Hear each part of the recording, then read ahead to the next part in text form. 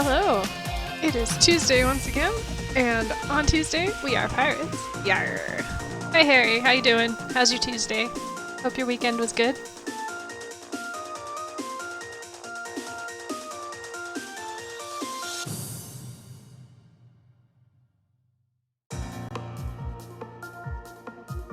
Let's see. Last time we went through the Dark Rift. And I think we got everything, so we shouldn't have to go back. There's like one little like end of the game thing that we'll want to go back and try to get, but don't ever have to go back there again until that one little thing, which is like right by the exit. So that should be easy provided we go in the correct direction. And we made our way through, bought some air pirates with strange boats that could go super high in the air, and found our way to Yafutoma, and we are now guests of the king, which is pretty cool. I think we're getting to the parts of the game where I can't remember exactly how the pacing goes, but I'm pretty sure we're doing the water temple today. It is one of my least favorite dungeons because it is, in true water temple style, very tedious and the music's really monotonous, and it's kind of a shame because sometimes I feel like water temples get unnecessarily bad raps, but this one is actually, it's got some cool stuff, but it's also got some not cool stuff. Also, I wanted to run around Yafutoma a bit because it is very pretty. Look at that, look at all that detailing.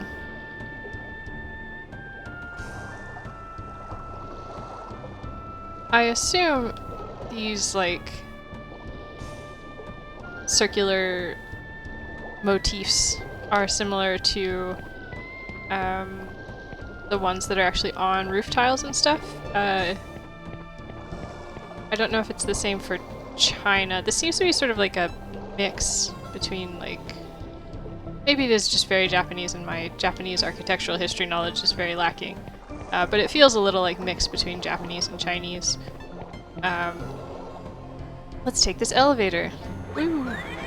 Yeah, the circular seals, they would put them on like roof tiles and stuff, and they have different meanings for like protection against fire and earthquakes and stuff like that, so that's cool. But yeah, like, look at this place. There's so much water.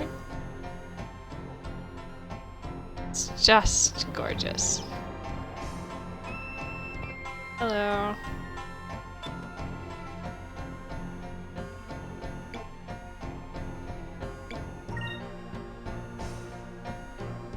This bird looks rather tasty, don't you think? Ah, and then it's gonna parrot back to us. It's mimicking you. Don't go teaching it any naughty words now, Vice. And now it's just going to say looks tasty forever.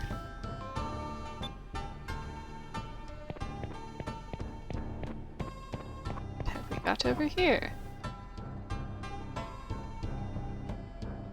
I don't think that's actual kanji. It could be, because I'm bad at reading calligraphy, but I think it might not be.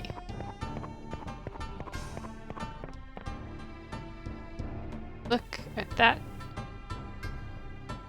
flat image.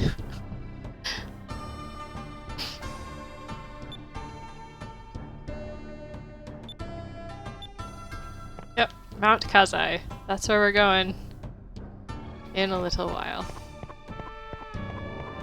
It will be much more three-dimensional when we actually go there. Got a lovely Go board setup. I don't know anything about Go. I read a manga about it years ago, and that's all I know about it.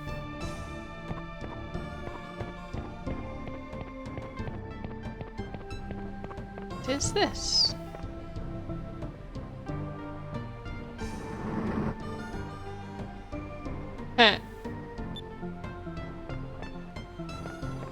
Was it? Yes. Okay, we'll be polite.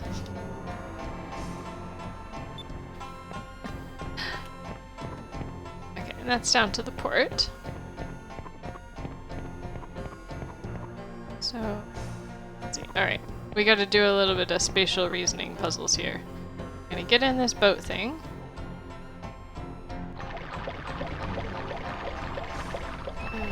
Go over here. Off the boat thing. Go back this way.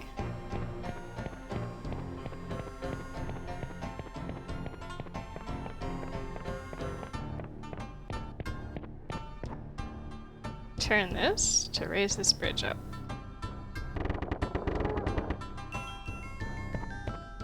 And then we go back to the boat.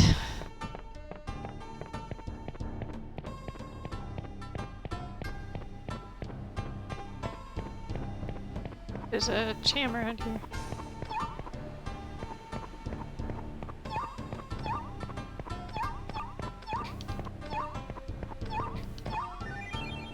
There we go. Jam for Cupel. Oh! Nightmare Before Christmas is so good. People talk about, like, is it a Halloween movie or a Christmas movie? And it's like, it's better than that. You can watch it for both. It doesn't have to be one or the other.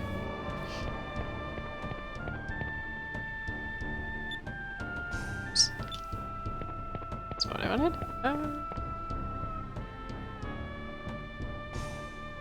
Hello, elderly item merchant.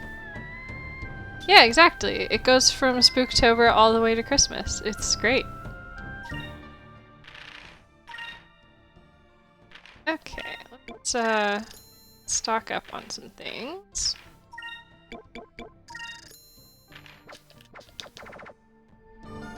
Have anything to sell?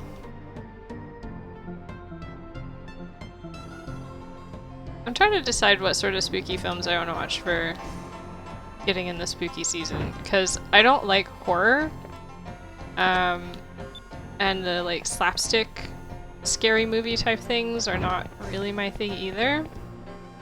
Maybe I'll watch Clue.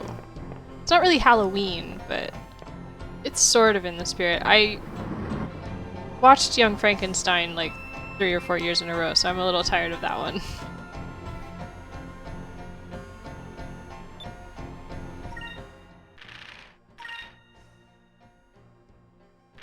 Ah, yes, the Swearan Blade. The fortune teller lady that we met in Maramba said that she would join the crew of the person with the Swearan Blade.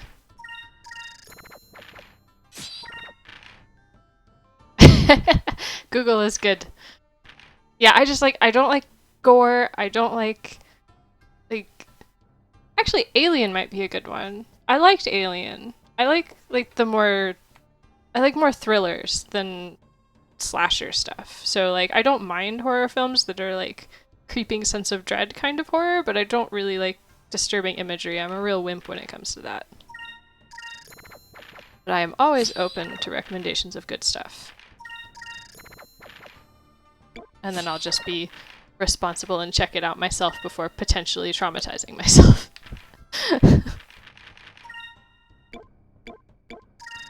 Because that is my responsibility.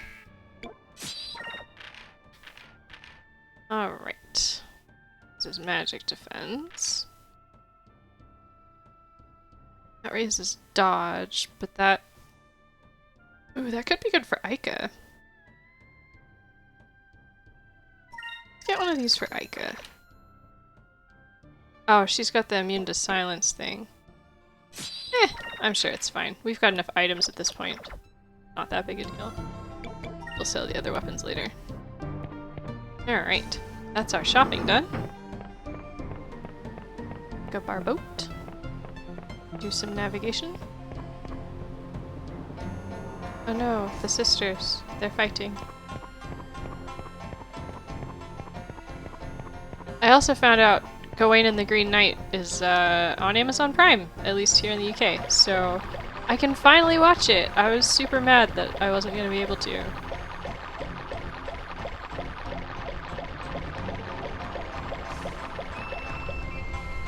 And I'm prepared to not like it very much as like a film. Ooh, Moonberry.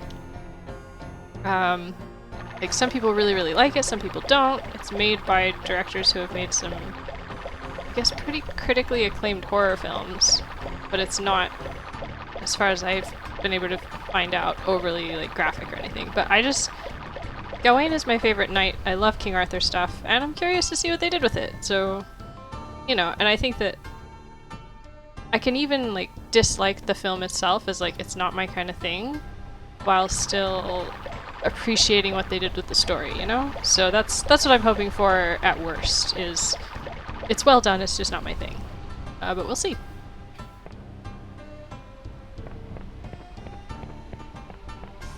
Okay, I think that's where we want to go last. And I think I don't really need to talk to anybody. There's some people who will join our crew eventually. Get on this elevator.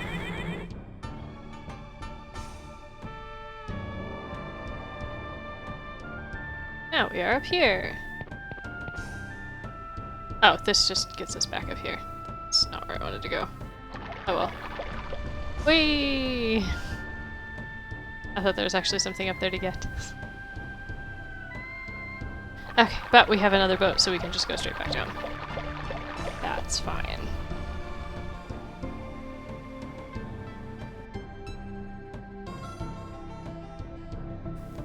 Alright.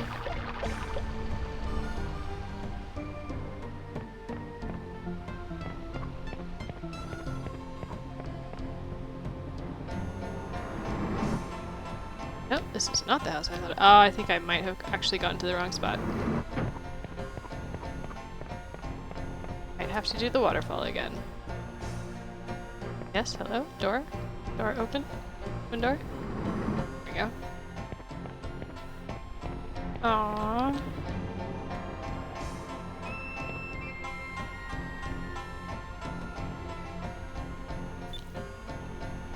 It's hungry. I don't think we can feed it. So, that's a shame. Seen Rocky Horror, didn't really like it. Practical magic sounds interesting.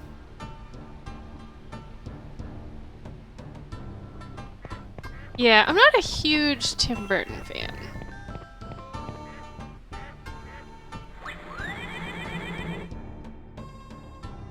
Ghostbusters could be a fun one. I haven't seen Ghostbusters in years. Is the new Addams Family movie any good? I haven't really heard anything about it.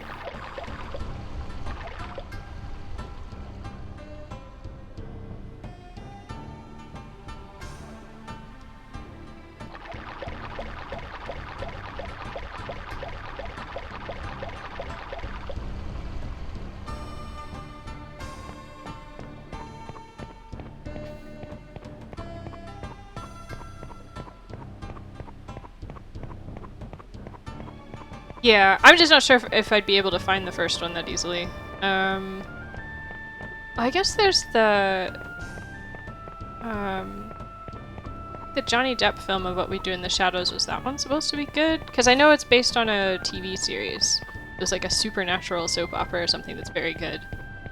But I think I remember the movie was supposed to be pretty good too.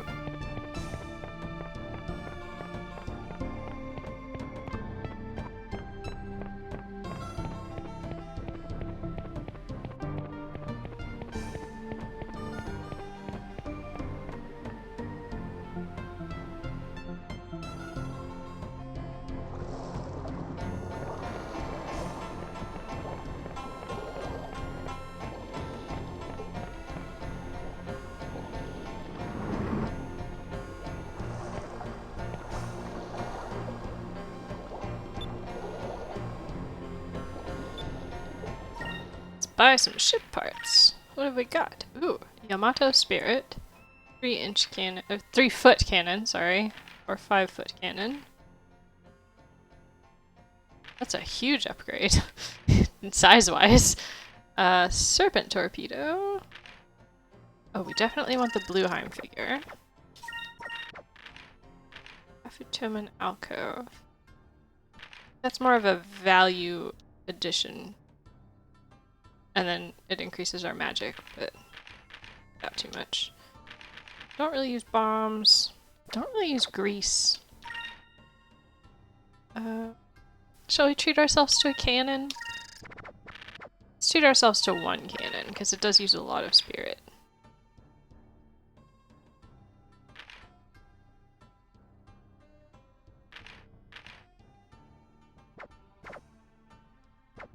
Alright. Let's proceed to Mount Kazai.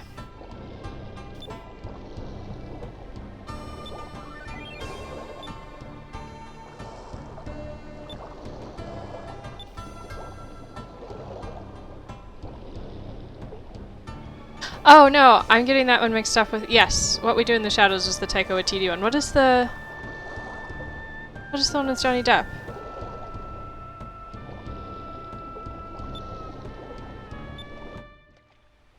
Is it Dark Shadows? Is that what it's called?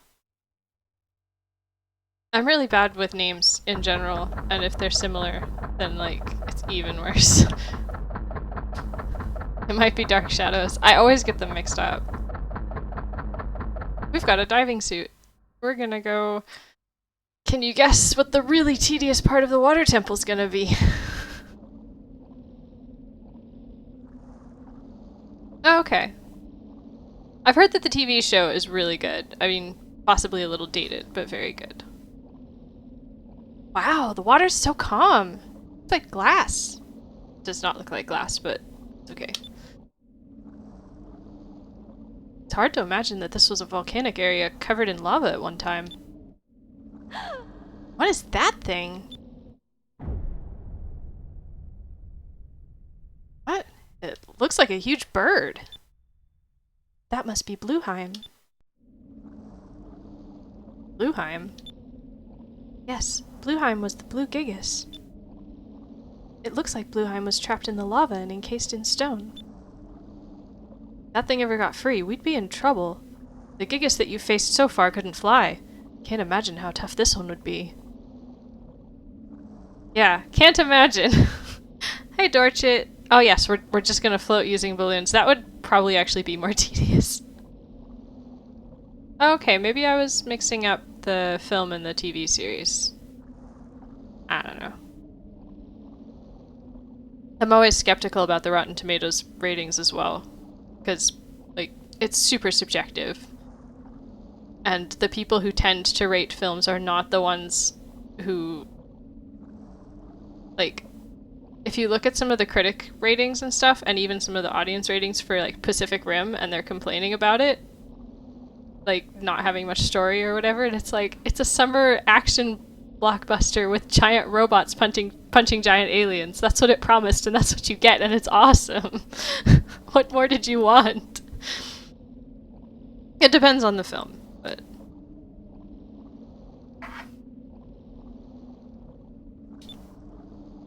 we should secure the blue crystal as soon as we can. Let's go.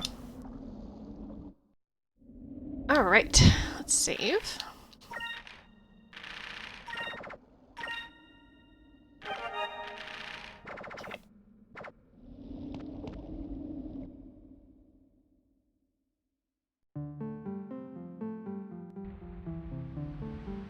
There's a film on my Netflix list.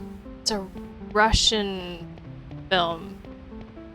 It's like Dr. Grom, Plague Doctor, or something like that. And I was looking it up on Common Sense Media to see if I could get any sense for how, like, graphically violent it is. Because it looked like it could be or it might not. And, oh, here we go. And, the website was listing, like, all the stuff that contributed to, that, like, parents might want to be aware of for their kids, because that's what Common Sense Media is really intended for. And one of the things in the list was people being beaten, but I misread it as people being eaten, and I was like, okay! But because it's a foreign language film and, like, obscure and just kind of on Netflix, there wasn't really much information about it, so I haven't decided if I'm gonna watch it yet or not.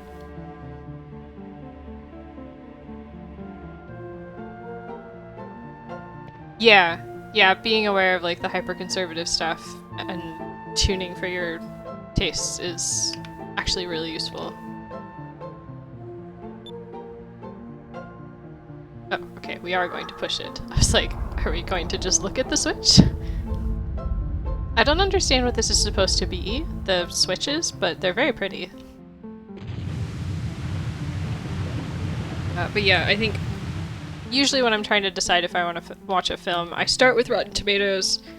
If I think it might be violent, I check Common Sense Media, and if I can remember, sometimes I'll check, does the dog die?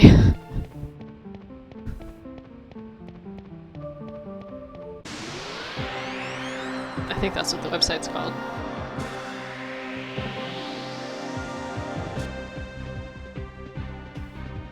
Okay. What color are you guys? Green. Red. Yeah, we can stick with... actually, let's go... blue. I think we need this. Stay silver. Can be yellow.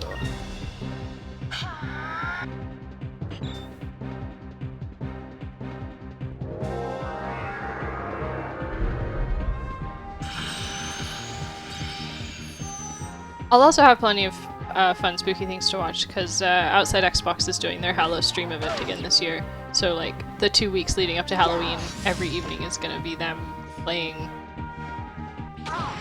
season appropriate games. Not all of them are like horror games and stuff, but and they're starting a little bit early. One of them is streaming the Resident Evil 1 remake on Tuesdays, so I watched that right before the stream. That was fun. I like horror games. I don't like playing horror games. I like watching other people play.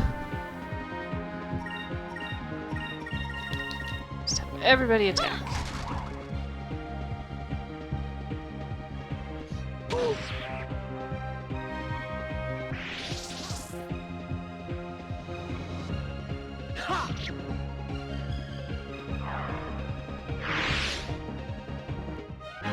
We did it!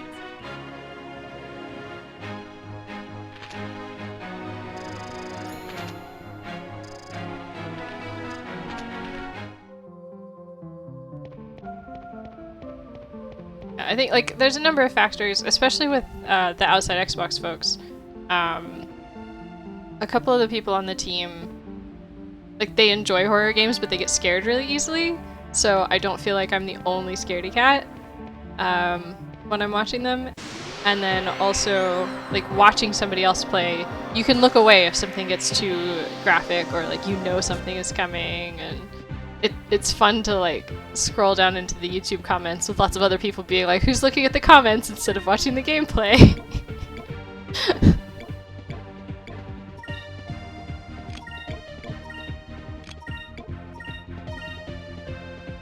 Oh. These guys are red. Okay. Well, this will go back to purple. Start working with these guys. Sorry if I'm sniffly and stuff. The weather's been just changing a lot here. Mostly rainy and cold. And my sinuses are not coping well. I'm not sick, just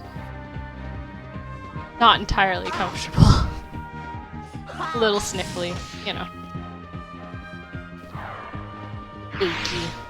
All the stuff that low pressure brings. It'll even out. I usually have like a sort of week of very mild cold symptoms every time the season changes, probably because of the pressure change. I have sensitive sinuses.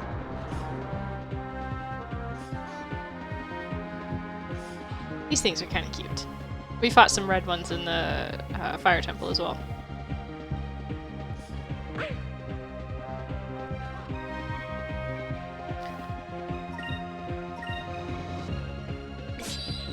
Oh wait, we made it rank purple, didn't we? So that's fine.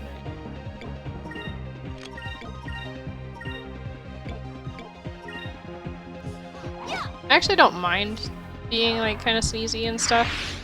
What I mind more is it's wet outside, and I prefer to walk places rather than drive, and it's not very fun when it's just dumping rain.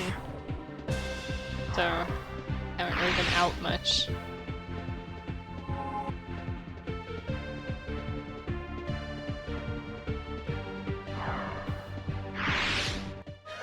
That was easy.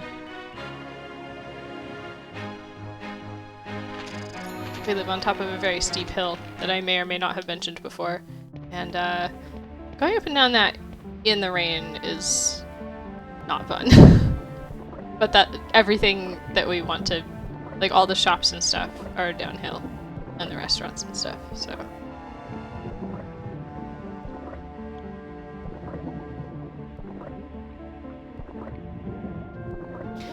Yeah, I don't think it's too dangerous in terms of like slipping. Oh, I think I went backward. I think that was where we were supposed to come out. Because there's a couple different ways to get down the hills, and some of the paths are steeper than others. There's one that's got like a steep path sign that's got a section that's practically vertical. And even when that path's wet, it's not too bad. I usually, when it is wet, I put on my hiking shoes because they're waterproof and they have pretty good traction. So that's not a problem. Okay, so what we're gonna have to do now is figure out, I want to jump down to certain places. And I can't remember to go, and I hate this. I think I might need to just, oh, well, we're going down. Not intended, but this is what we're doing. Okay. So, here we are. I inadvertently jumped right into the right one, so cool! Hooray! I did that on purpose. Yes, I did. But can you imagine, like, having to reorient yourself and like potentially hitting the wrong one of these a couple times and then having to go all the way back around?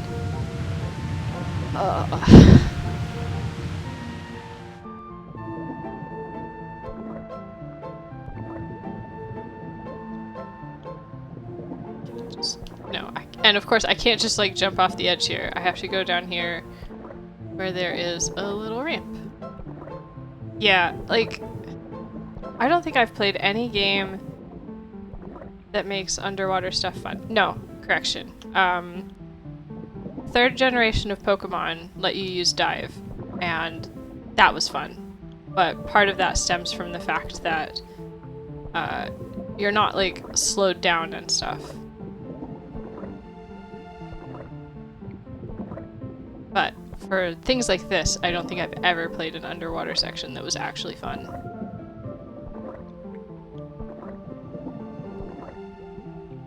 The only thing I can say for this bit is it's slightly less annoying than the underwater bit in Knights of the Old Republic, which that game has, if you go light side Jedi, or light side for long enough at least, you can pick up a power that will help you speed up underwater, and that's helpful, but you like take lots of teeny tiny steps in metal boots on metal like walkways, and so it's just ting ting ting ting ting ting ting constantly for like 10 minutes or however long the sequence lasts. And sharks are attacking you and stuff, so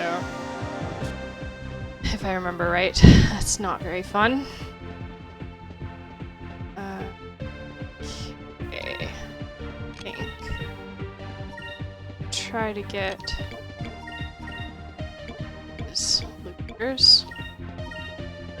There we go. They are remaking KOTOR. I thought I had seen that, and then like I couldn't find it again. I enjoyed, like the original is good, but it's got a lot of bugs in it, and I actually had a couple, like the 2 times that I tried to get all the way through it, I had a different game breaking bug each time, and it was horrible. But other than that, the game was really fun. So hopefully the remake will be good, and if you only wanted to try one, I imagine the remake will probably be better.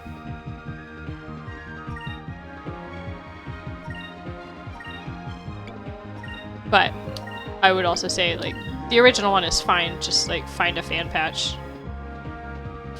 Because I think there is one to fix at least some of the bug stuff.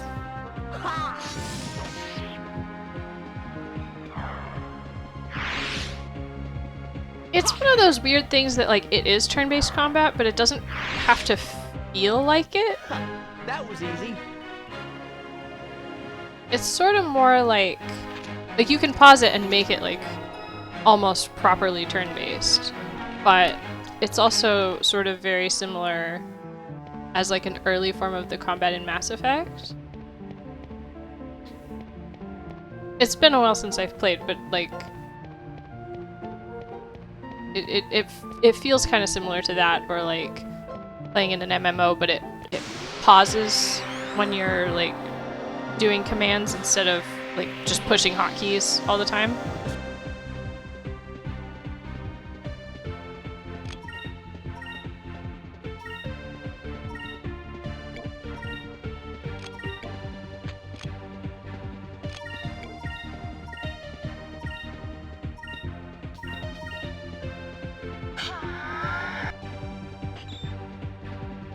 I like turn-based combat because I have time to, like, think and make mistakes and recover from them, whereas real-time combat, there's just too much to pay attention to sometimes. Sometimes it's fine.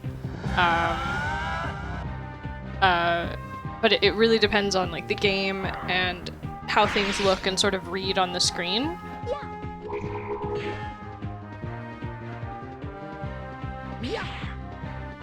Like, Tales of Symphonia is real-time, and I really enjoy that. Even with all of its quirks. Because it's 3D combat, but it's on, like, a 2D plane. And you, like, once you wrap your head around that, you can, like, switch enemies and switch views and stuff a lot more easily. But, it's not for everyone.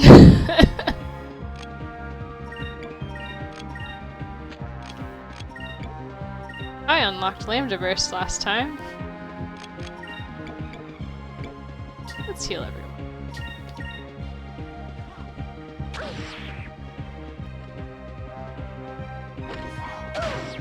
I'm trying to think what other real-time combat games I actually enjoy.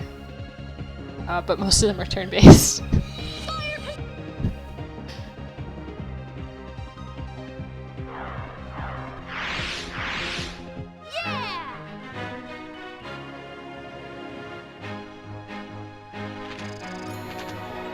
Yeah, all the games I can think of other than Tales of Symphonia are turn-based combat.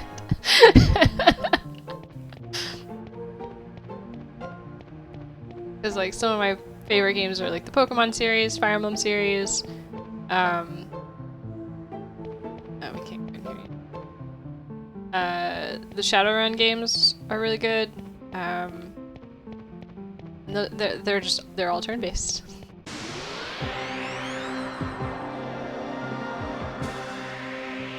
This is turn-based.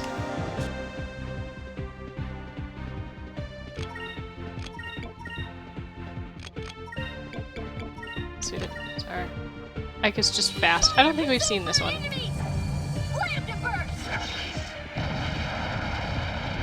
They're gonna go for a ride! Oh, never mind. This is not the one I was thinking of. Let's try this.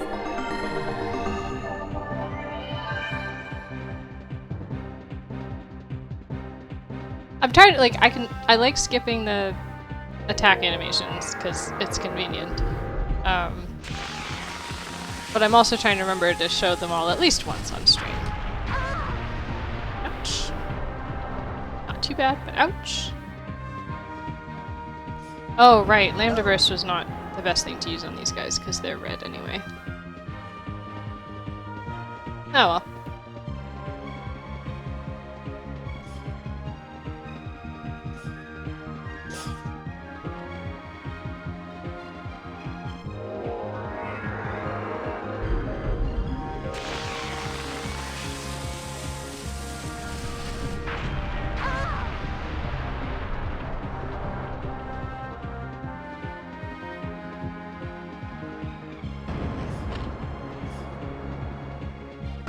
yourself.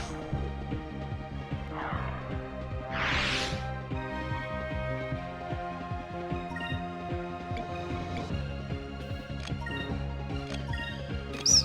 It's this and that again.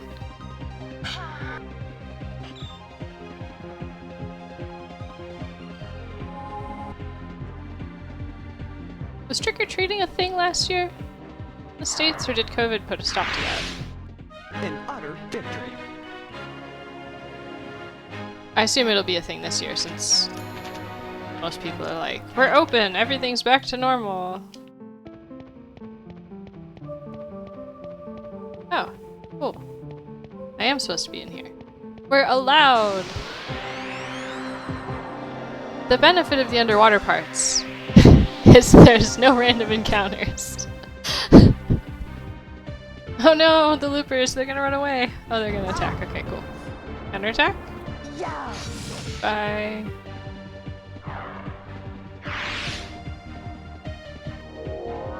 And sleep.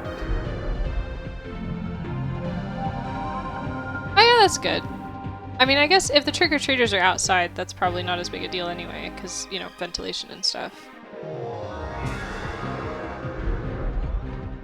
We've got some kids in our neighborhood here, and I'm wondering if they're gonna try to do something. I should get some candy just in case. And then, if they don't trick-or-treat, I'll have candy. And if they do, it'll make the kids happy.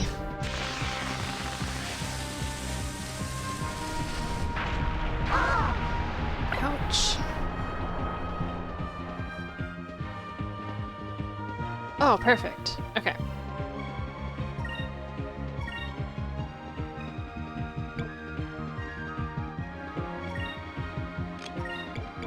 I want that looper, but we're gonna do this.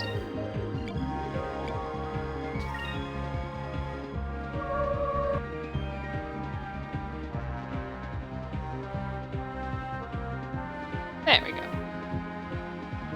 Oh nice, it stuck around. That one didn't.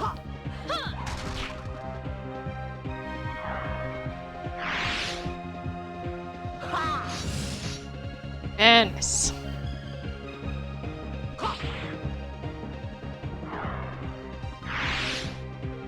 But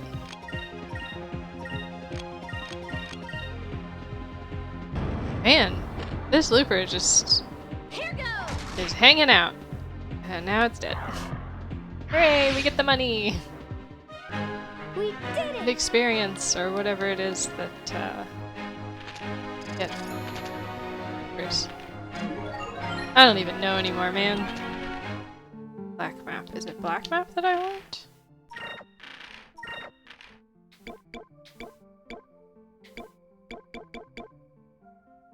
Yes! Okay, cool. We'll want that for later. Probably off stream, but I'll want it for later. Time to go back in the water. But that means we don't have random encounters on the way back to this lovely walkway we just created. Trying to think on the positive side. It's nice that they tell you that it's this area, even though it should be obvious. It's still good that they tell you, because you're doing water in other rooms too.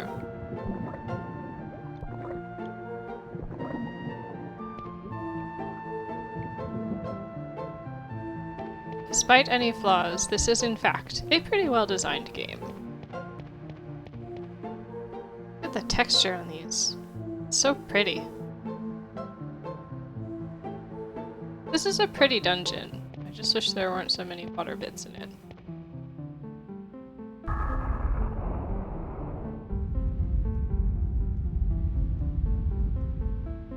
We're almost there though. It's not as tedious as I remember. It helps that I got that one drop the first time.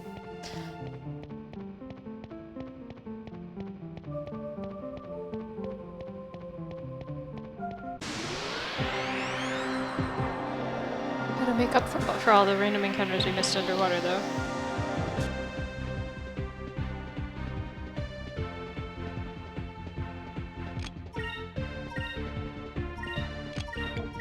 do you think the boss of this area is gonna be?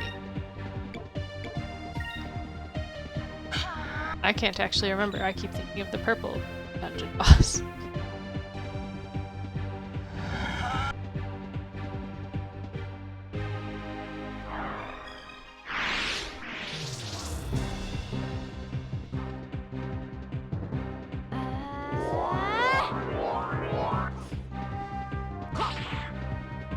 Oh my gosh, I cannot remember the final boss of this dungeon.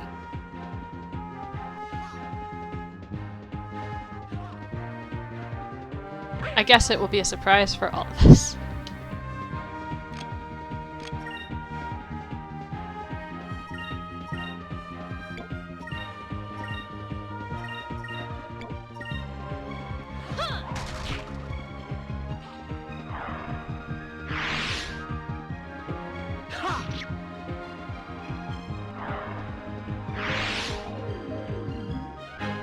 That was fun.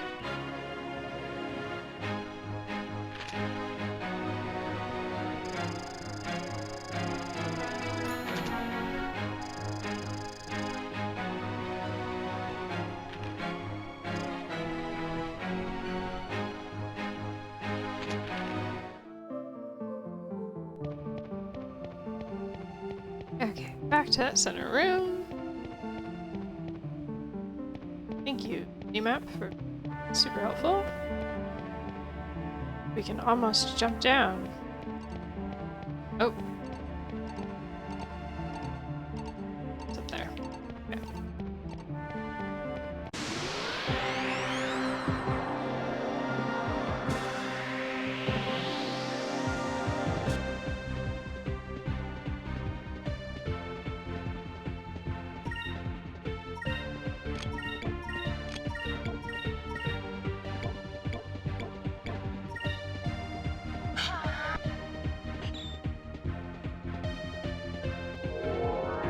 Water.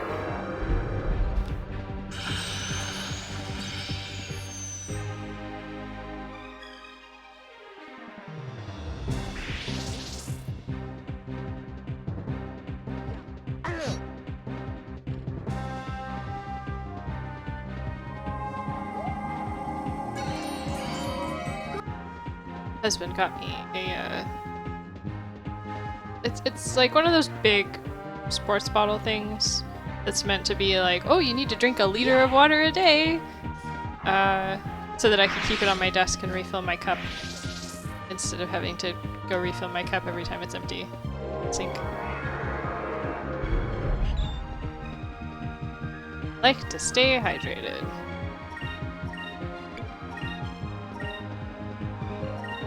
Drink when I am thirsty.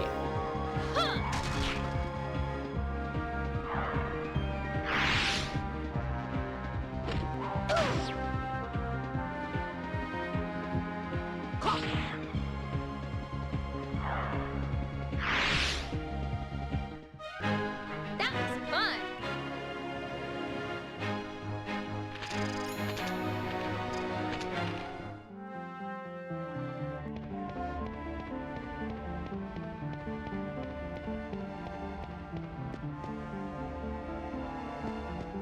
Darn it.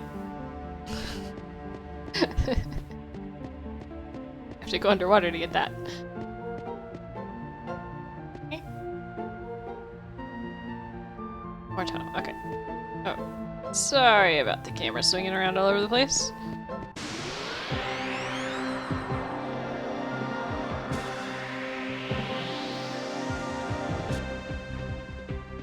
Oh gosh. Giant terrifying worm things. It's protect. Are you green? Purple.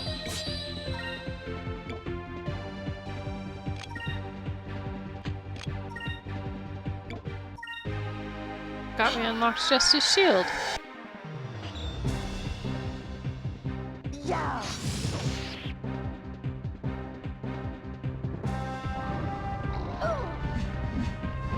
See? Terrifying worm things. And fatigue. I did not attack the same one. Oh good. At least we blocked their magic.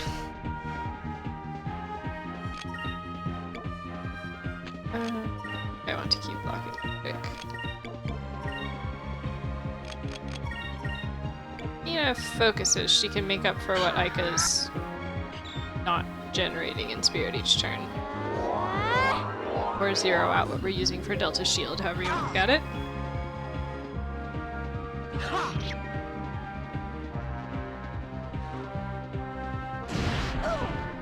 Do not like these things. They are gross.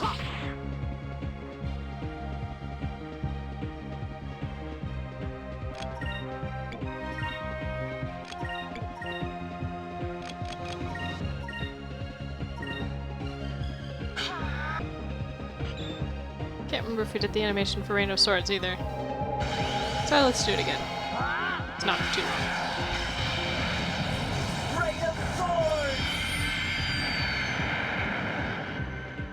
I don't know where he gets all the swords, because I've been selling all the extra swords, but sure.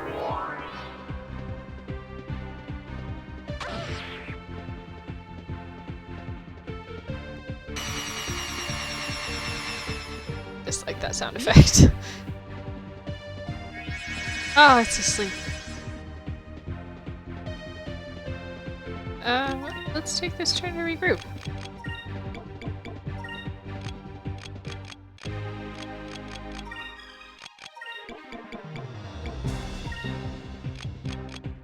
Alright, Fiona can't focus. Look at Cupel. It's so tired. Let's try this.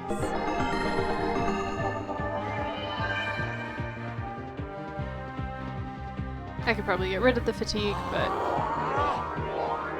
why do that when you can see Bison on Reek's focus animations? Alright. Let's do this. I think we'll be able to kill it with just attacks. Since it was asleep, it doesn't get a turn. Ah, right, Lunar Light gets rid of the fatigue as well. Here goes. Not like it matters now, but good to remember that. And it's dead.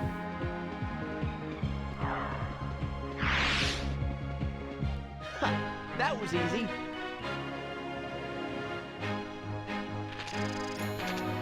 The value in armor is at least consistent. Even Enrique has the weird loop thing on the back.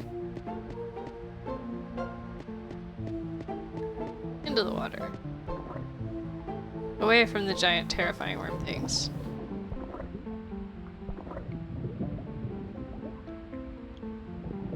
Don't think there's any. Explore.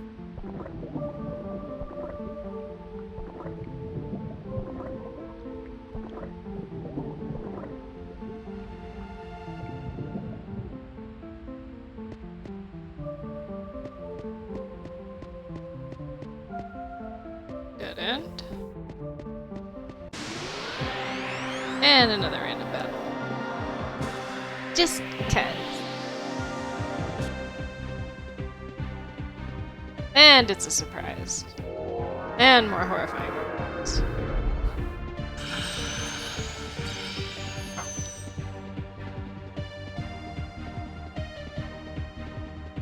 They're fast.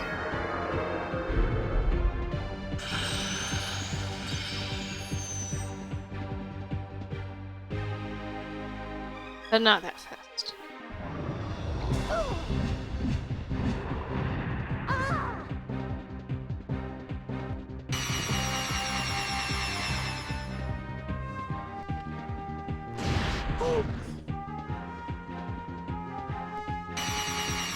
Such fatigue.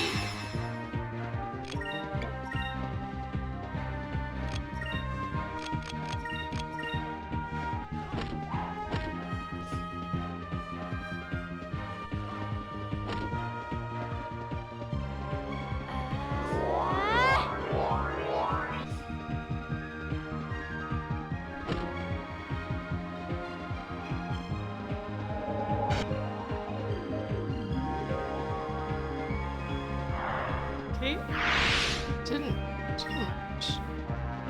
Green.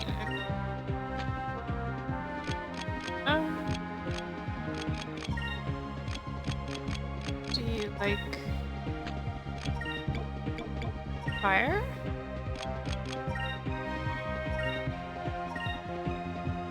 Moons, give me strength. Fire magic specifically?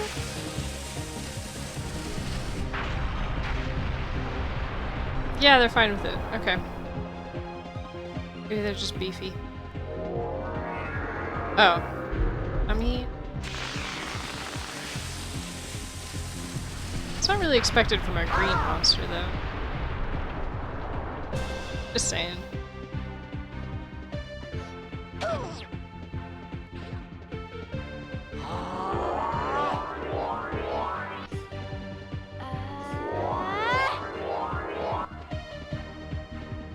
Prepare yourself. Miss Gilder.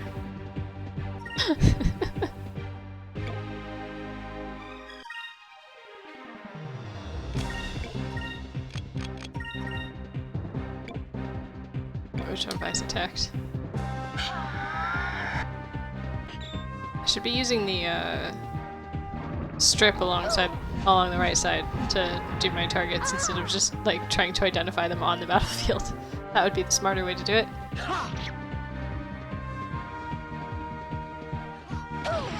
Micah is down.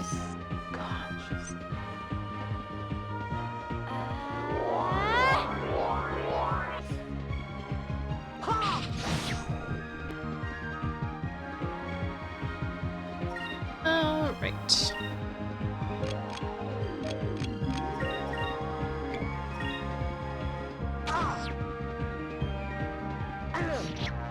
Okay, that's one down. Now we just see the other one survives long enough for us to bring Ica back, or it goes down this turn from... This is just on me. No! Vice hasn't attacked either, that was a counter.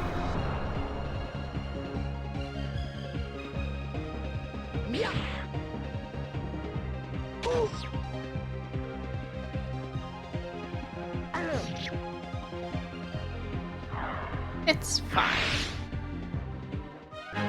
We are victorious. Are victorious. No experience for Ica. Alright, let's some magic.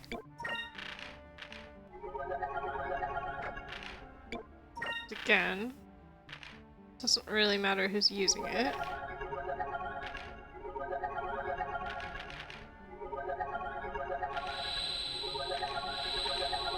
There we go. Vice doesn't need those magic points anyway. Alright. We were going not toward the dead end, we were going under more water. Wait, is this the way we just... This is the way we just came in. I am annoyed. There we go. This way. Oh no, is this the direction we're supposed to be going?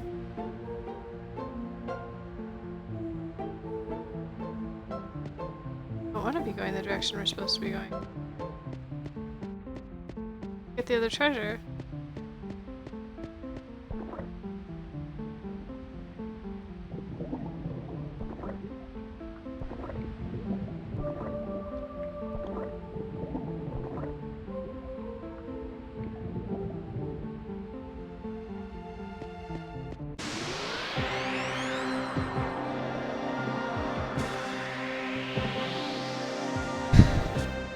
There isn't an item that decreases the number of random battles. It's just an item that makes it easier to run away, which is not what we want.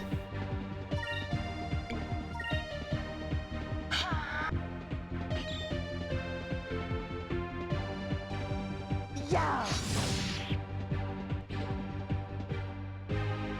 Yeah. But we blocked all their magic, so at least there's that.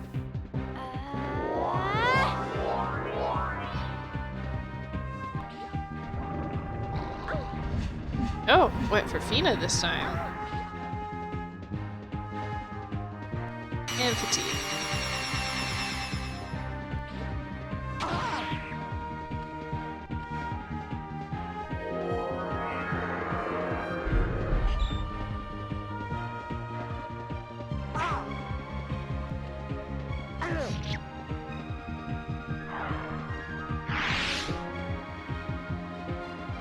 Okay.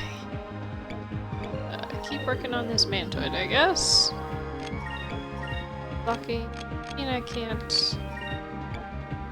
Let's try that. And let's do Justice Shield just to show it off. May righteousness be our shield. Shield of justice. Doesn't completely block things like Delta Shield does, but it halves physical damage. And that's all physical damage from normal attacks and from the specials like the Terrible Bite. So that's pretty useful.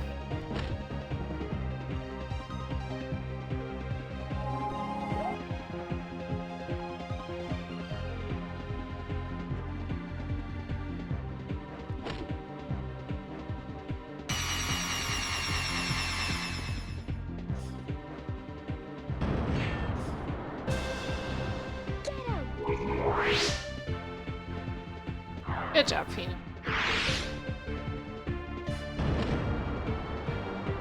And I go with a counterattack too, that's nice. No, it's just the giant terrifying worms. Oh good. I couldn't remember if we had used Delta Shield.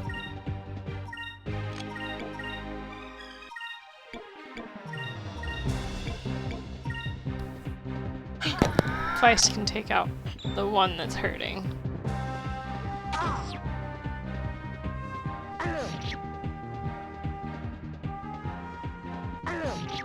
Yeah, there we go. Over there.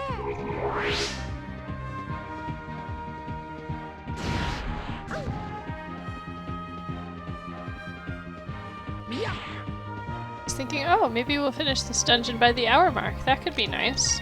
No.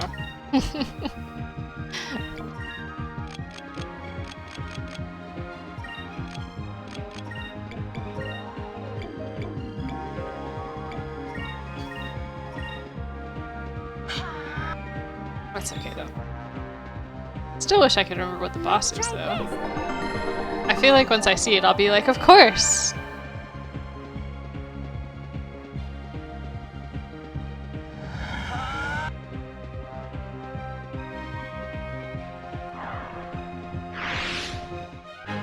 That was fun.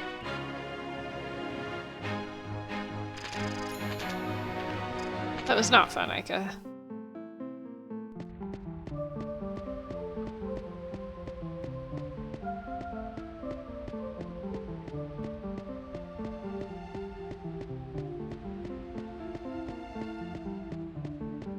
Oh my gosh. I went all the way back here just for a dead end. Gosh darn it. This is all... okay. Fine. Fine game. We'll play it your way.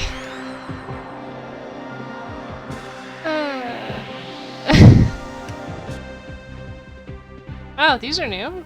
What are these? Spherus. Okay. Spherus. How do you feel about Lambda Burst? Fire consume my enemies. Lambda burst. Oh.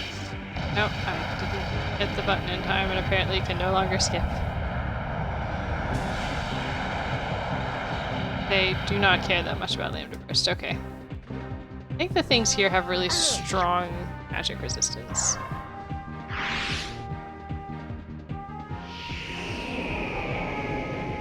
Oh, speaking of moves with names like this, I had a look around to see if I could figure out, like, the names and stuff of the characters, and I found that I couldn't find a Japanese language wiki for Skies of Arcadia as a game, but I found the page on the Japanese language Wikipedia, and it's got like a lot of really in-depth information, including a list of all of the characters, including like some of the more minor ones and stuff. And interestingly enough, between the original Japanese and the English localization, most characters actually kept their names. Fina's was originally Fina, and I suppose you could pronounce it as Fina if you really wanted to, just like looking at it. But there's another character that I can't remember what her Japanese name was, but in the English, hers is written as F-A-I-N-A, so Fina. Clara, I think, is the biggest change. She was originally Krona, so she was another one of the air pirates named after Currency. In addition to like Gilder and Drachma and Centime. But like all the other names are the same, pretty much. I think there might have been one other one that got changed, but I can't remember what it was. It wasn't any of the like main characters. So that was really cool because like you've got some situations where like the localizers do keep most of the names, and obviously it helps when they're, you know, more Western names, I suppose. They'll tend to keep them more often because they expect people will like see them more as recognizable names, I guess. And then you've got other localizing teams, like the ones that do Fire Emblem, that will sometimes change the name completely. An utter victory. And then they end up like giving a character in the English translation a name that's the same as a different character in the original Japanese will have that name, and then they're like, oh. then you end up with like confusing character names and stuff sometimes. And sometimes you look at like, well, here's what the name was in the original Japanese, and here's what they changed it to, and it's like, why did you change it? It was fine. Like, did you just like it better? Like, what happened?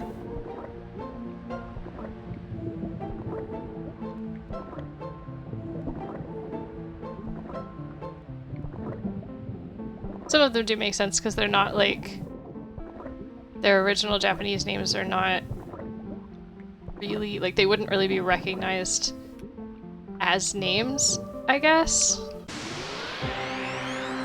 Like the character Owain in Awakening, his name is usually romanized as just Wood, like Udo or something like that.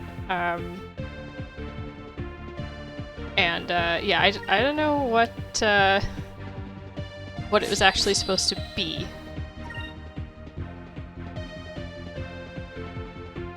Yeah, like honestly, just like we're at the point now where like, just leave the names intact.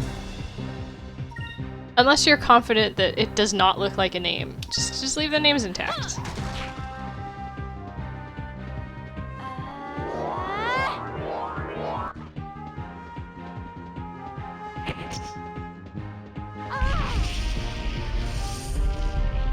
Fire Emblem does double up on names occasionally, though, because, like...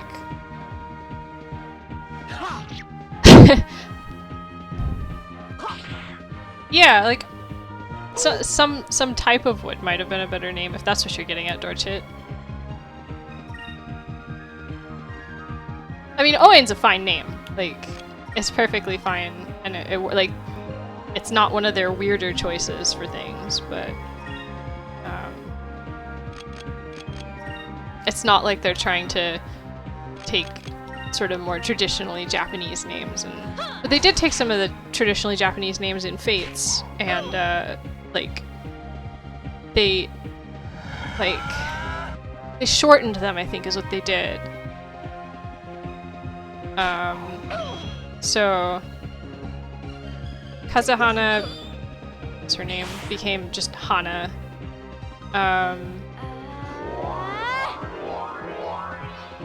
There were like 3 or 4 of the Hoshido characters who are like their society is based on Japan, so they have very traditional Japanese names, and they like shortened them or changed them slightly or something like that.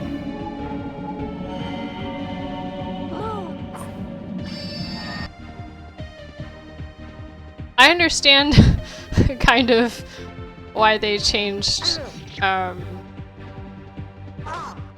the character that became Xander in the English.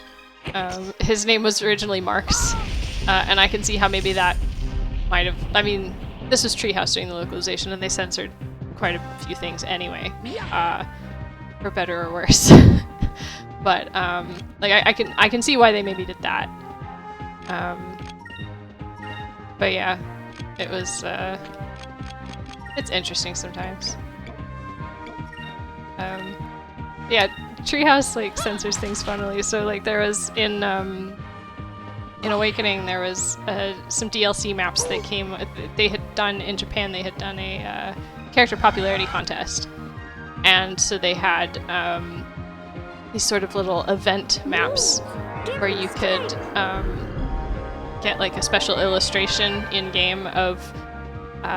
They had the 2 most popular male characters and 2 most popular female characters in swimsuits, and one of them, Tharja, was. They decided it was too risque because she was like pulling up the swimsuit bottom, and so you could see like a little bit of her butt, like just a little bit. It's a T-rated game. It wasn't anything like actually that bad, and they decided to censor it by putting like the edge of a flowing cape in front of it to cover her, which then makes it look like somebody has like walked in on her while she's dressing or undressing. It's like creepier. It's like, okay, that was not the smart decision for that. That was easy. Should have just adjusted the illustration to like have the swimsuit bottom pulled up more or something like that. I don't know.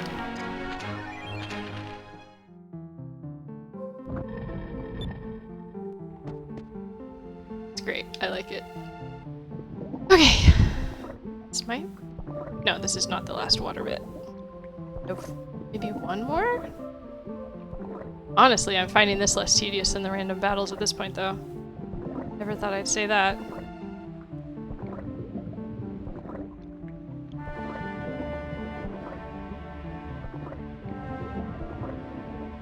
Oh, I remember one of the other ones that they did something silly with the name. The character... oh, I just went backward. There's a character in Awakening. In the English game, she's named Severa, and in the Japanese, her name is Serena or Selena, because the R syllables can be an L or an R. I think she's got like an official like Japanese art card with, I think it's, I don't remember which one it is, but I think she's got like actual official art with the name in Romanized characters. And yeah, they called her Severa instead. And then in Fates, the next game that they made,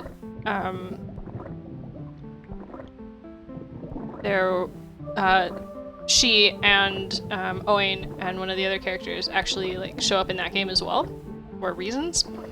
Mostly because they were popular. And they used aliases in also for reasons. And so in the English version, they named her Selena. And it's like, what are you guys doing?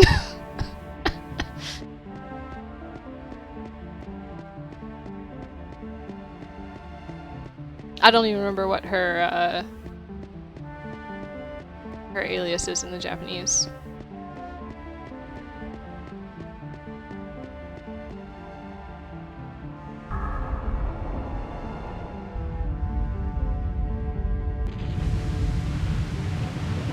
But yeah, I think that's probably a good place to stop my rant on Fire Emblem names.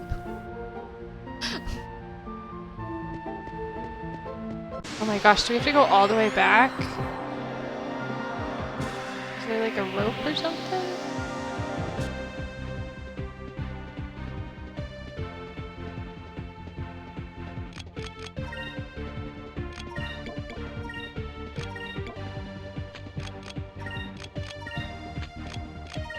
What kind of boxes do I have?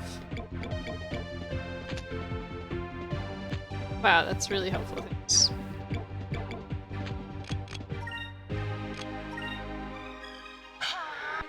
We're just gonna guard and build up some focus. Some spirit.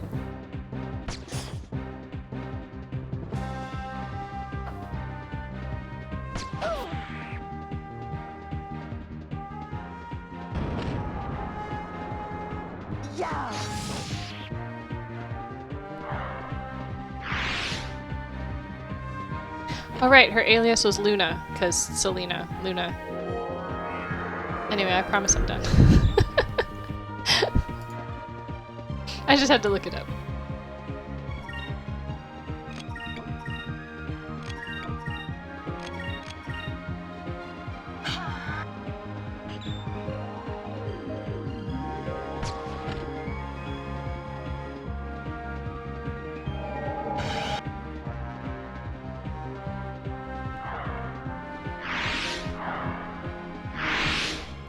An utter victory.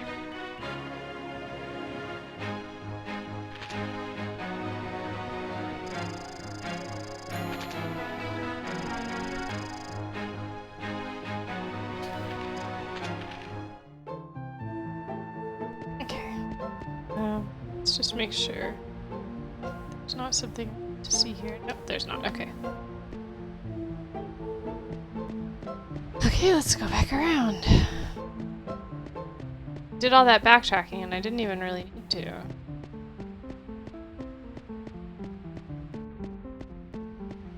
I hate this dungeon so much. It's so horrible.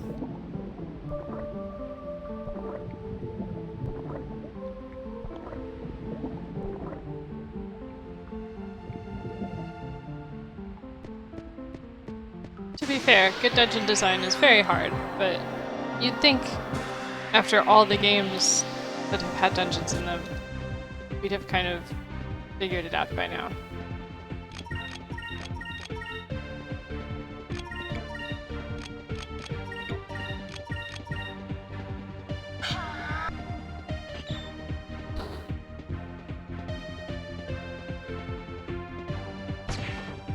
So I think nowadays we're mostly getting out of the mindset of longer game equals better game.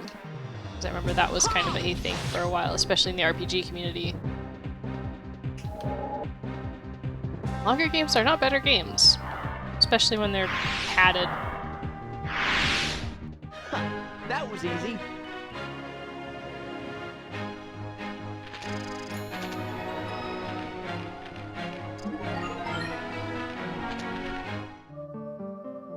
Gotta get through this dungeon, we got other stuff to do.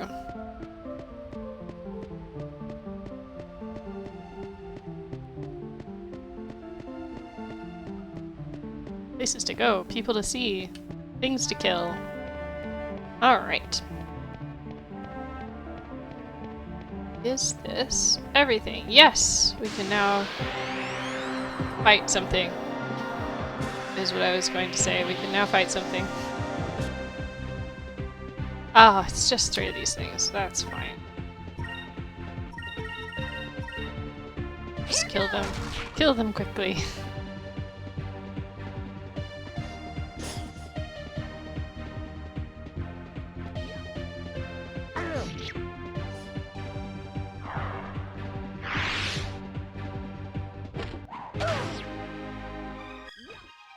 How about you? There we go. Good job. And one more. Fina's not going to be able to do it this turn, but we'll get pretty close.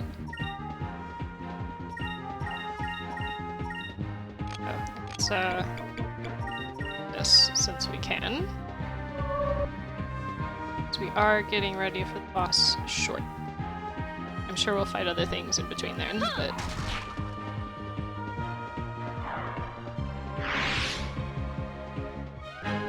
We did it!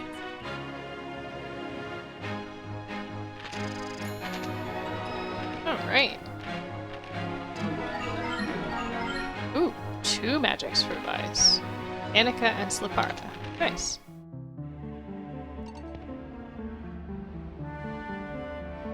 Oh no, my boots! They are wet. I like how they're carrying this diving suit around and like changing in and out of it. Go. Strangely enough, maybe because this is an enclosed space, this does not trigger my fear of like water. Like I'm fine in pools.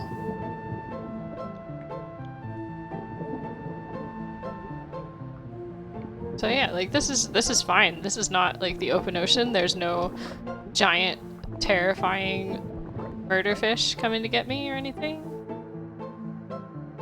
Yeah, I mean they were the type of diving suit that it's based on is pretty heavy, and like everyone's going, but we only took one. Like, what? Okay, okay. I think that's the way out behind us.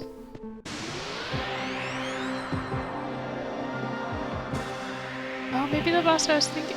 Maybe the boss I was thinking was the purple boss is actually the blue boss. These things, they don't like you.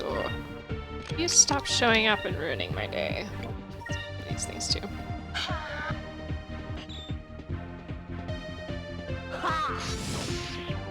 So this boss is either going to be a giant turtle or it's going to be a surprise, but I'm starting to think it's actually the giant turtle based on the environment. It's looking familiar. But I'm pretty sure the turtle uses ice attacks, so that's why I was thinking it was purple. But then I don't know what the boss for the purple one is, if there is one. Might not be. There's reasons. But I think there is.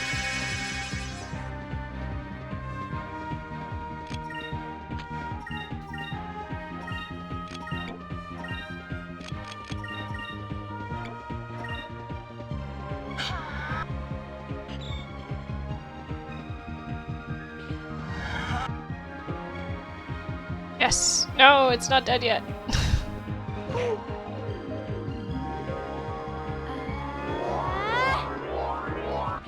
Oh no! Do the same thing that you do with a comforter when it's like that? Like, put one arm in and one arm out?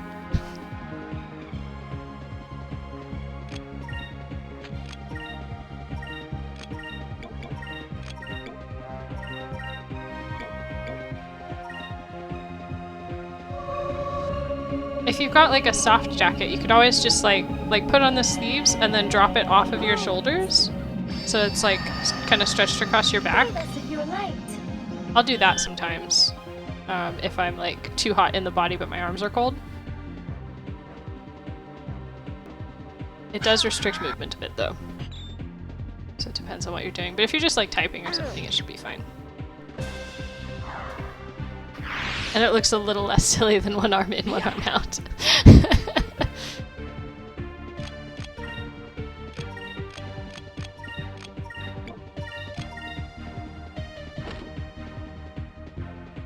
Oh, well. Alright, gonna kill this one? Yes. Fina doesn't have to lift a finger. Alright. That was easy. We go fight the boss now?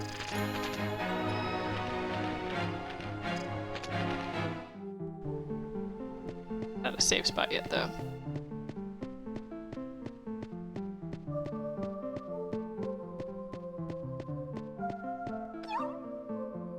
Yeah, that's a toughie. I don't know what to do if a ninja attacks you.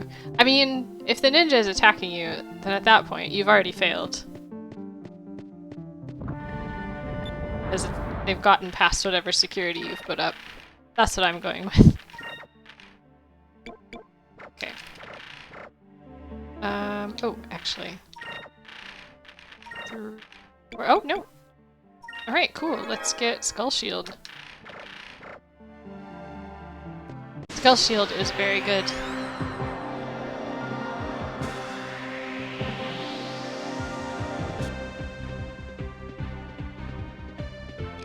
let's use it.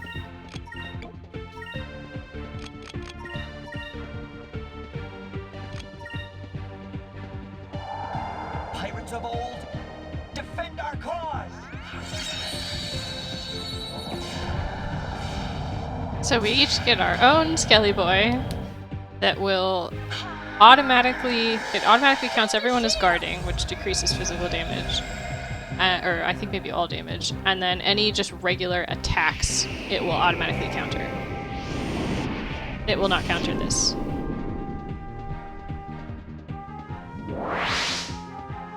Oh.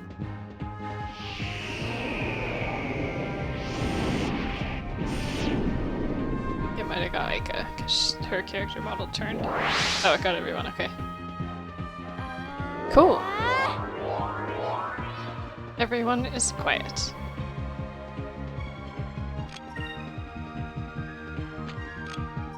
Cannot use Rain of Swords. Can use Lambda Burst.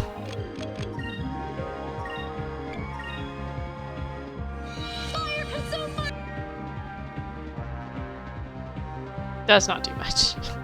Okay.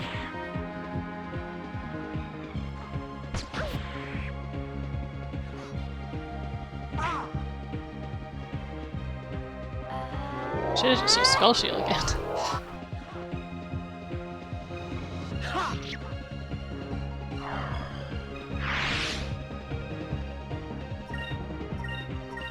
We'll just kill it.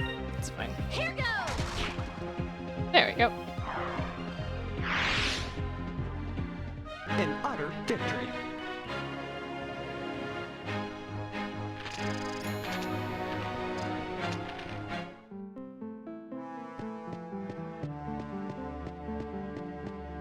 Got that treasure chest, right? Yes, it was a moonberry. Didn't we? No, we didn't. Is it? Did we? Oh no, I can't remember now. Yes, it was a moonberry. I thought the lid was on. I couldn't tell from that angle. Such backtracking. I blame it. I blame the water temple for being a water temple. Alright, let's give Cupid these chams that we've picked up.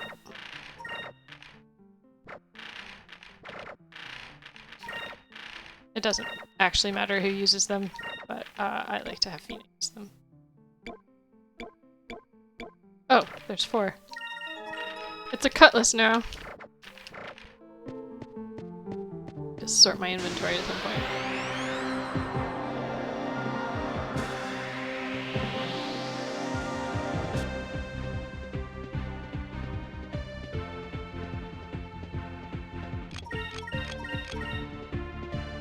Okay. Let's try Skull Shield again. And focus up a little bit. Pirate.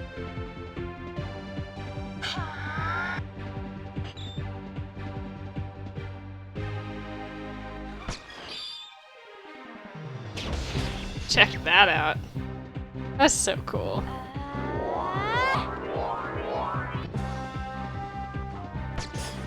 So it doesn't treat you as guarding. It, like, actually just completely nullifies the damage from regular attacks.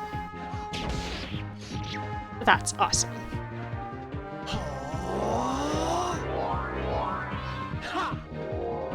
Doesn't block this, but that's what Delta Shield is for. Alright.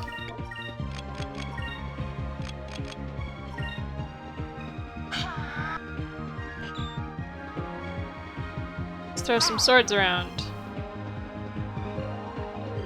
Ahem. Ahem.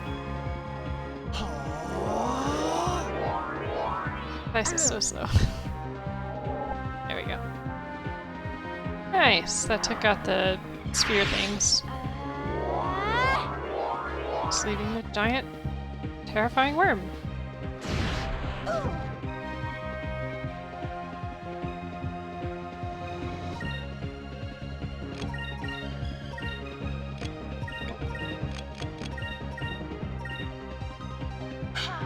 I think it'll last 2 turns, so we can...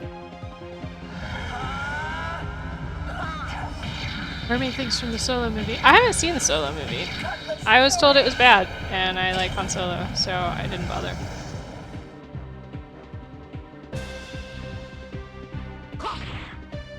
And it's dead. That was fun.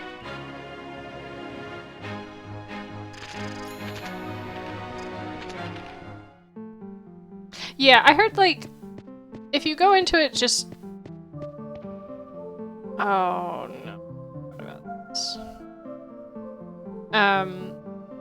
Like, as a movie, just by itself, it's not bad.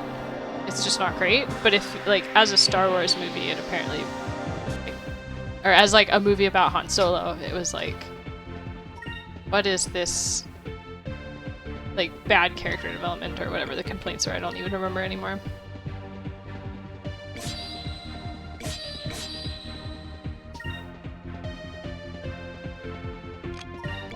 I don't remember what they do.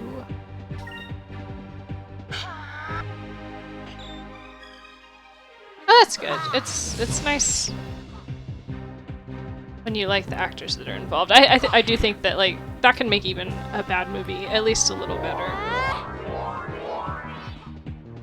Unless they're just giving a really bad performance. But you can have, like, a badly written movie with some really great actors and it's not as bad.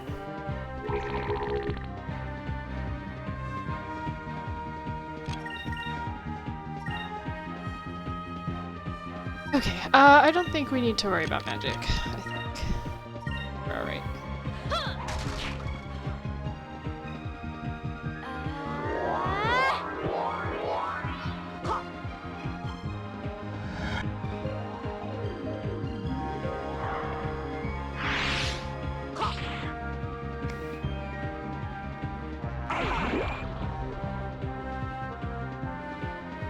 I saw a breakdown of some of the visual effects in Shang-Chi recently, and it just made me want to go watch that movie again. But I don't want to sit through the fight at the end is the problem. Because the dragon fight was just not very fun to watch.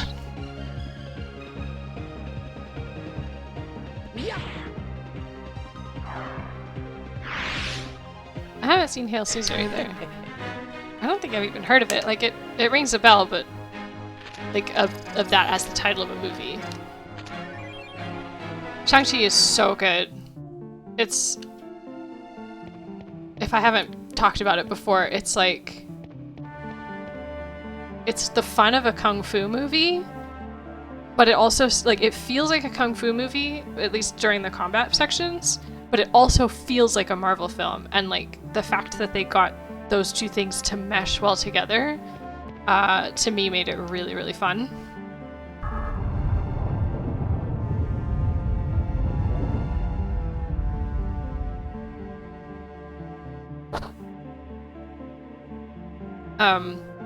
But if you're into, like, learning about visual effects and behind the scenes and stuff, you should go see it, and then you should look up the Corridor Digital visual effects artists react episode about it, because they had one of the guys that actually worked on the VFX for the film in there, like, talking about how they did things and stuff, and it's so cool.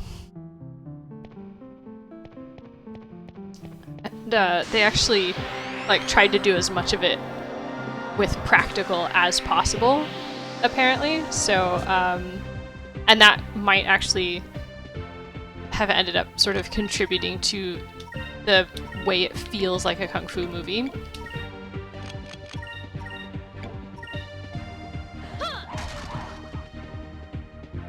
Okay. Yeah, like, I think, like, you can do some really good things with digital effects. And they were actually talking about, like, there was... I can talk about it without spoiling it. There was a scene where someone was doing, like, leaping onto things, and they used CG for the body. And the guy, the visual effects guy, was like,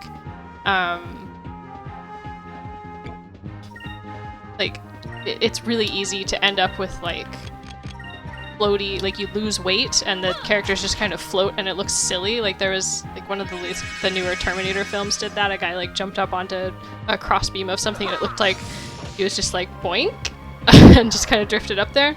And so he was like, when we do this sort of thing, like, make it heavier than you think it needs to be and it will probably read better. And so that was really cool because it looked like they couldn't tell if it was like a CG person through the whole shot or if it, like where it switched from CG to real. And it turned out that the whole shot, even though they thought that they had changed to a real person for part of it, the whole shot was CG. That person was CG. And they talk about why they did it that way and stuff. And it's so cool. I love behind the scenes things. And that is like the main thing that I miss from DVDs is like all the behind the scenes extra stuff.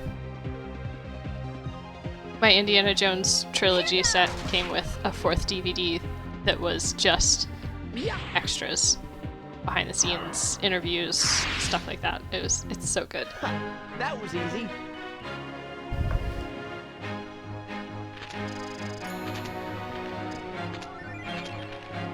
And the fun thing about the corridor videos is like they do visual effects. Like that is their thing, but they do it on like YouTube instead. Oh no, I think I was supposed to go around. Oh well, we're going down now. So they get the people on that like actually worked on it, and yeah, we'll go around because I want to see what was in that thing. And so they'll have the person that actually worked on it, and they'll be like, before you tell us how you did it, let us try to guess. And sometimes they get close, and sometimes they're wrong, and you know, they were like trying to break down one of the scenes, and they were like, oh, we think you could have done this, or you could have done this, this, and this. And the guy was like, actually, it was much simpler than either of those explanations. And they were like, oh, yeah, that would make so much more sense doing it the way you did, and stuff. And it's just fun to see like the different ways that shots could be done, and with like using what technology and stuff like that. It's just really cool.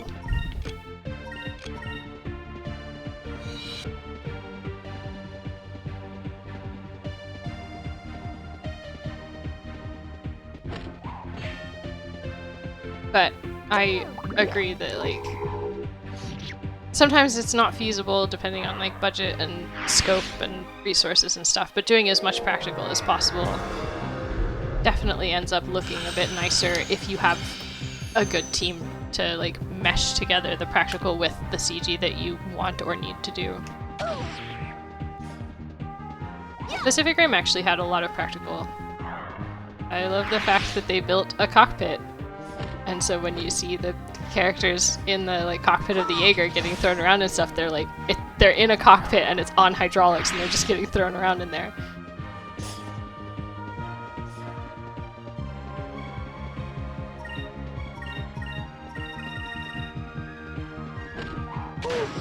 And it improves the acting as well.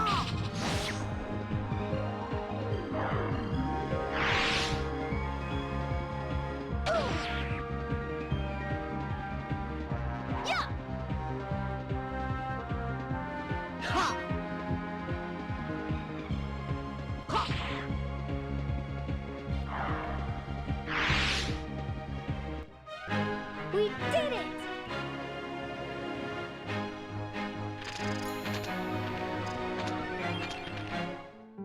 Starting to worry we're gonna spend 2 hours on this dungeon and I hate it.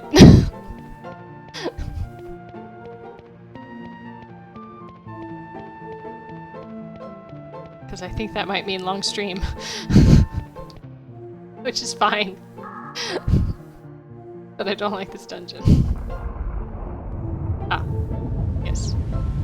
I don't know if I wanted to do that. Done now. It skips the, we would have had to do like a whole bunch of battles with those robot things. So maybe I did want to do that. Still have to battle whatever this is though.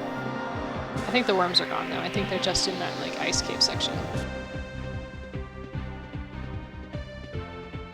It's just krill beasts and slithars.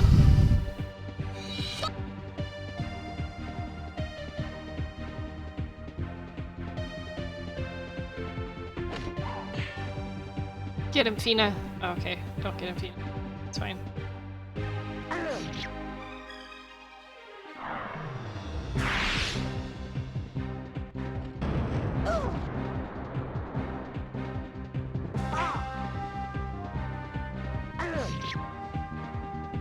That's one of the other nice things about spending most of our time in a dungeon is I don't have to remember what voice I gave to whom.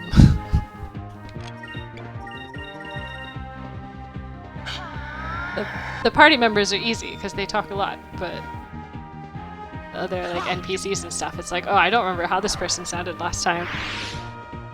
And I'd like to at least be sort of consistent, just because it's fun to try.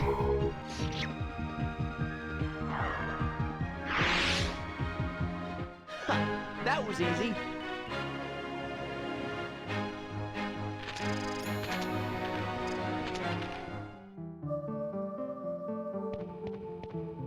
Okay. Door.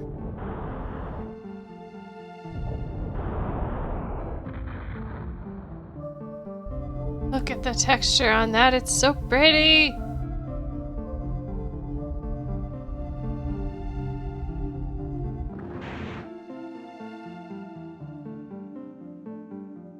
So yeah, we would have gone through that gauntlet of things had I not gone back to that other corridor.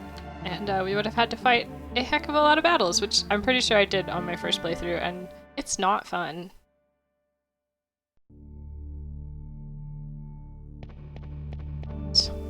Save spot, which means boss time.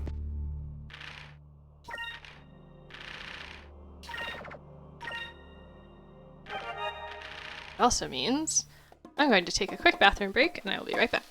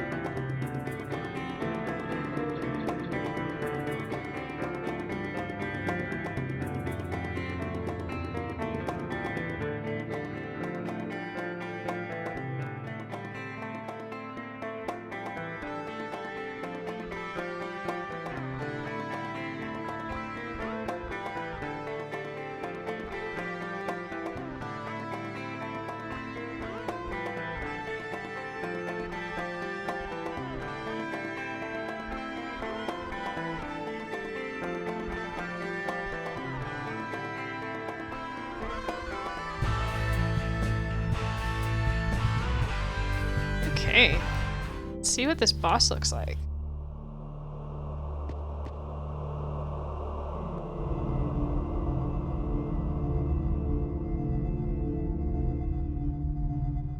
Check that out.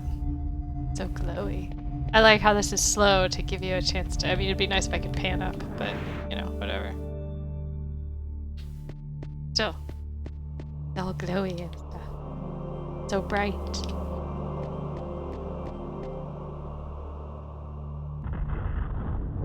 Yep, it's a turtle. I don't know what the purple boss is. Maybe it's another turtle. Guess we'll have to find out.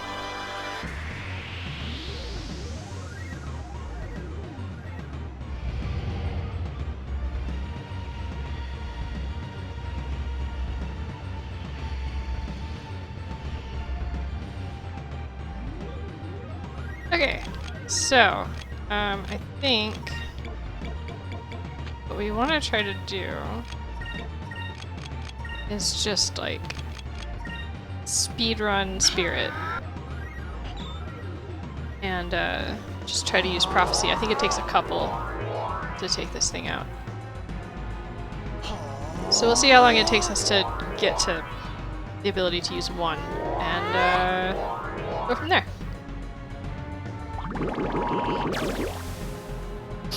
Ooh, he hits hard.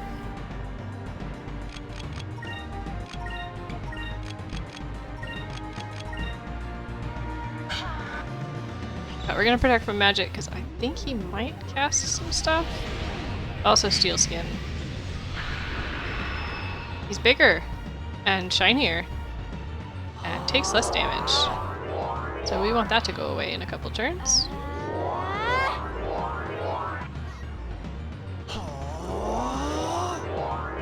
But, you know, he can buff himself because that takes his turn. Oh, maybe that was just for the one turn.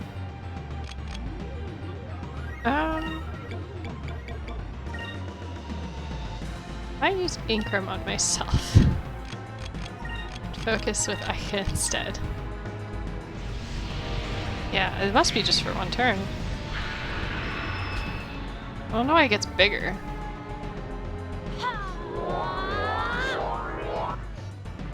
Maybe they just thought it looked cool.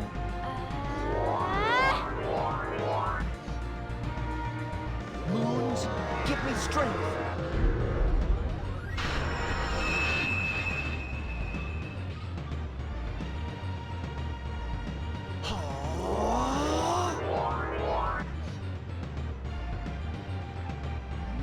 Alright. Let's use prophecy. In dire need. The power Oh no, I can't skip it. to battle our foe. Okay.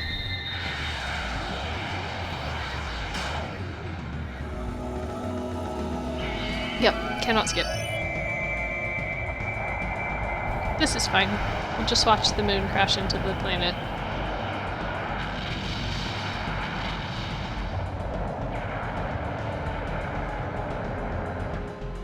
Maybe I'll use blue rogues next time, that'll be fun. Alright, let's just attack this thing. Tortigar. Oh, wait. Yeah, okay. This is fine. Gonna start using bigger attacks, I think.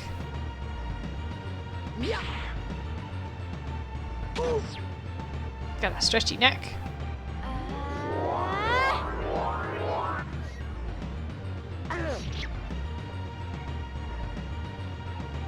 Ah, it does do magic. The one turn that I was like, ah, it'll be fine. Okay, Wevelin hits more than one thing.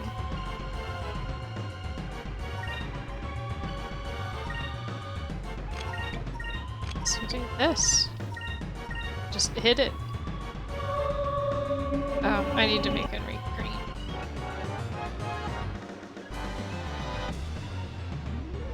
This Tortigar is blue.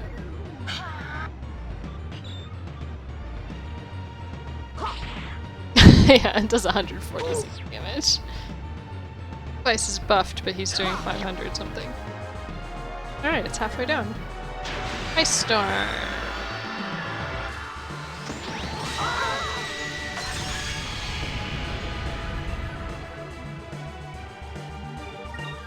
Alright, let's make hello. Let's make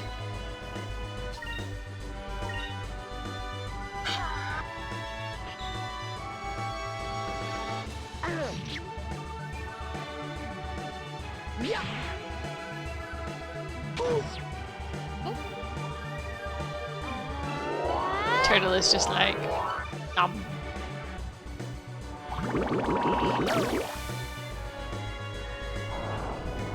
Oh, it turned her to stone. Okay, cool.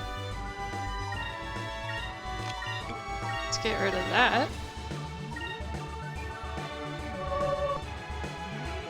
Hit back up. And we'll just keep hitting it, because that seems to be working.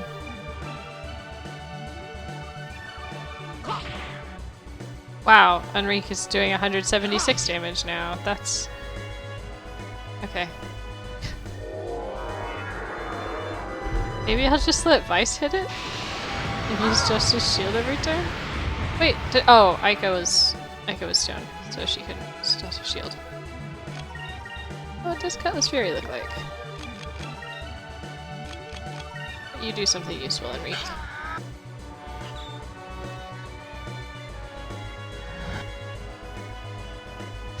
gonna treat the party members completely differently from how I treat people in XCOM. In XCOM, it's like, yay, you took a shot and you did 2 damage, and that's fine. Here, it's like, you're doing 100 damage, you're a failure. Oh gosh. At least he's soaking up all the damage that the... Oh, now he's not going to, because I'm gonna target him anymore.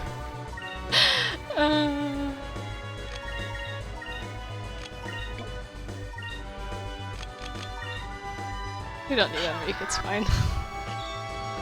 I'm sorry, Enrique. I don't hate you. I just like you less.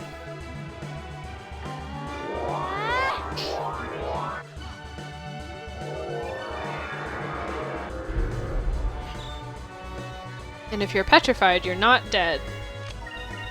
So you'll still get experience.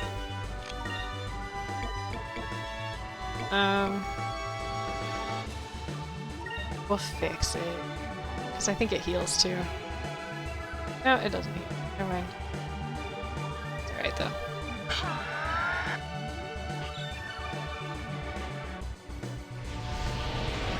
Okay. How much does Vice do when it's steel skin mode? Or does it take no damage?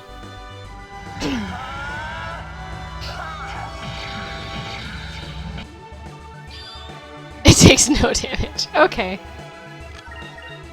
That's fine. It's, we don't need to use soccer. Let's just, give Enrique a little top up.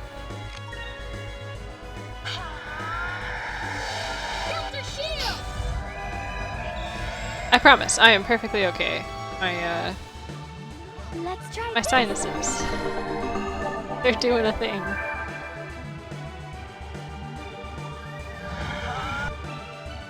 But otherwise, I'm feeling fine. Alright. Oh, it doesn't just spontaneously combust like all the other non-human bosses. That's cool. We are victorious. We are victorious. Just beat up a turtle. Got a robe. It's for feet. Or do you want a moonlight robe? Oh yeah, you do. It's less accurate, but that's okay. Right. Now we can go through this door. Here it is. Our prize. Oh, this is the blue crystal. Finally found it.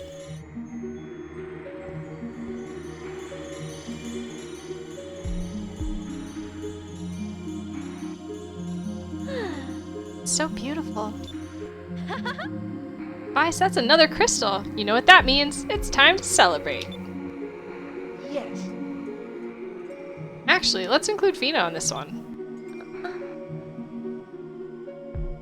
What? But I don't know what to do. Oh, don't worry about it. Just give it a try. 3-person secret handshake.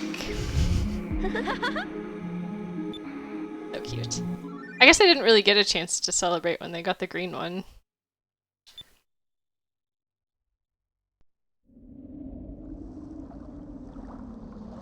So that's 3 now, right? Because the yellow one is sealed away. We haven't found the purple one or the silver one. And look, we don't even have to backtrack through the dungeon. It's so great. Thank you, game designers. Alright, let's head back to Yafutoma.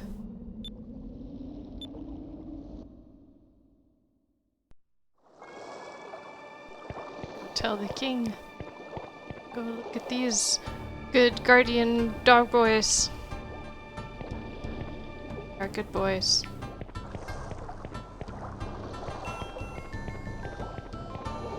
Oh, let's save.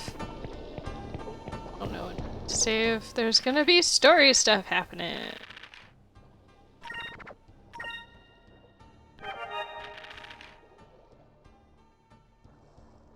Oh, my mouse wheel.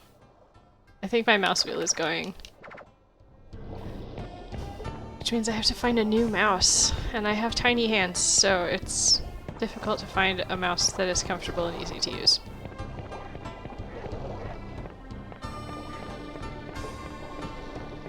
husband offered to give me the one he was using so that he could get an upgrade. But it was so big that my fingers were trying to click further back on the mouse buttons than was comfortable. So that didn't work, unfortunately.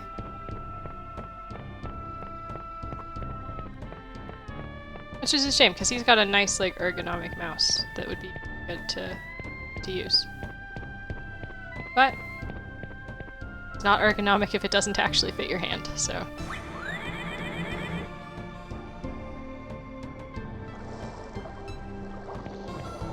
Alright, let's go.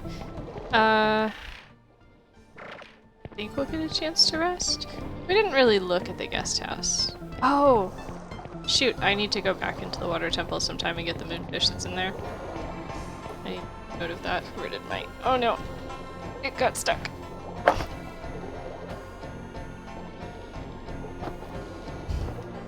My notepad got shoved under something. There we go. Water temple. Fish. Alright.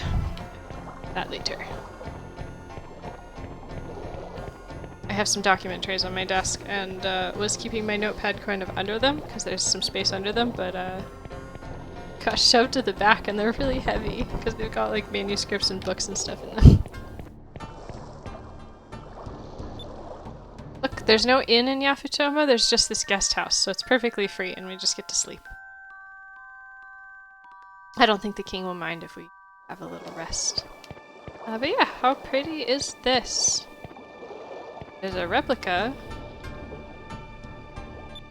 of the blue moon crystal. And delicious looking food. And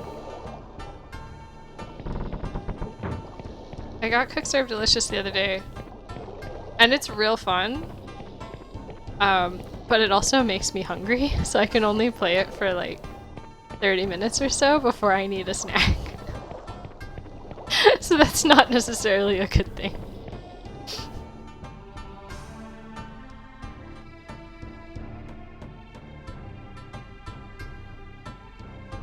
You have done exceptionally well. No one in Yafutoma has seen the Magosphere since the days of the old world. I figure if they were to give this guy an English-speaking voice, Leonard Nimoy would have been perfect. Though obviously it would have been better for them to cast an East Asian actor. Because, you know, East Asian culture. You were the first to make it back alive from the depths of Mount Kazai. How can I repay you for risking your lives to recover it? Well, as we mentioned earlier, we were wondering if it would be alright if we borrowed it.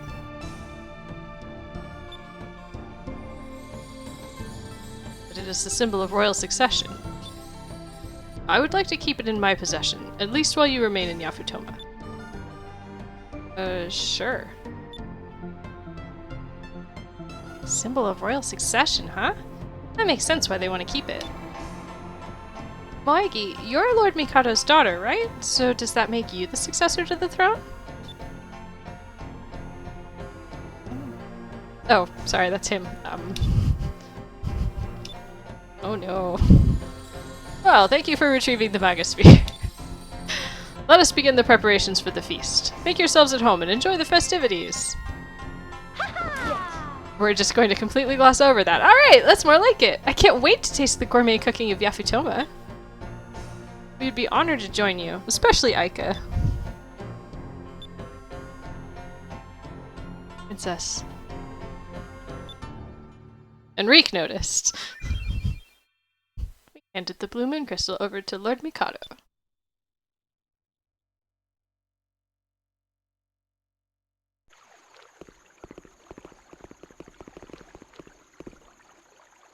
You must be very tired. You are welcome to stay in the royal guest house tonight. Thank you for escorting us. That was some of the best food I've ever had. For some reason, I pictured those eating sticks to be much bigger. It took me a while to get used to them, though. I'm very happy that you enjoyed yourselves. So, the Westerners do have a sense of taste after all. I came here to personally thank you for retrieving the Magasphere. I will be sure to and take care of it when it is passed on to me as soon as Moegi and I are married. Oh, yikes. I will never marry you. And as long as Daigo is alive, you'll never be king. Have you forgotten that Prince Daigo has been exiled for treason? I find it very unlikely that a traitor would ever become king. Rude. He? Okay, that's it. Huh? Enrique? I don't know your motives, but this is not how a nobleman treats a lady. If you insist on insulting her, then you will have to deal with me. You think you can push me around just because you got the Magasphere back? I'm going to tell my father on you. Oh no, he's gonna go tell his dad. My dad could probably beat up his dad. And by mine, I mean Vice's. Prince Enrique, I'm terribly sorry. I'm sorry you felt that you had to defend me like that. I didn't mean to put you in that position. No, that's quite alright. Where I come from, we have codes of honor of how a lady should be, such as yourself, should be treated. Well, honestly, not many people follow that code anymore. Prince Enrique. But Miraji spoke of an exiled prince. Do you know what he was talking about? It is nothing.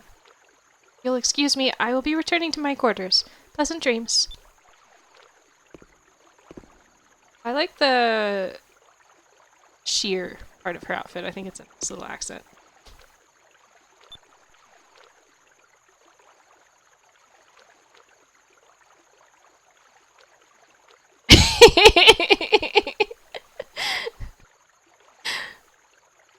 The facial expressions are so good.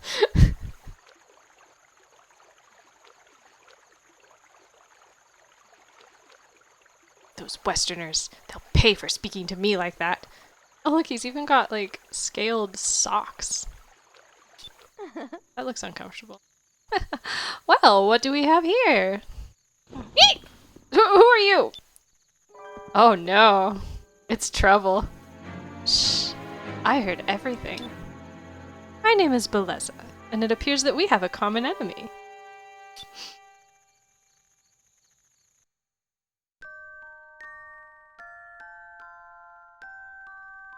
Look who's back!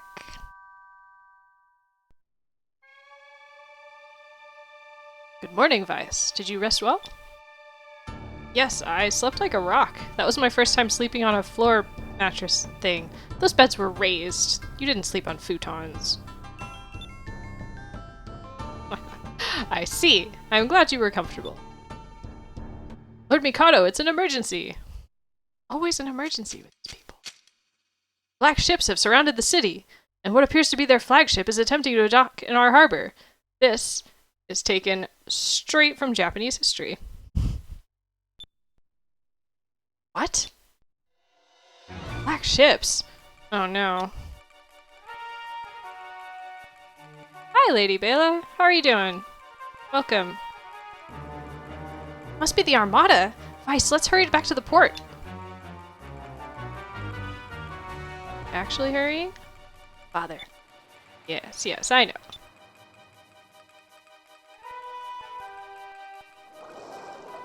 Yep, we are going. At least part of the way. I think this is to give us a chance to rest if we want to. Oh no! Well, I'm glad you got it back. Sucks when the internet goes down. I use it for so many things now.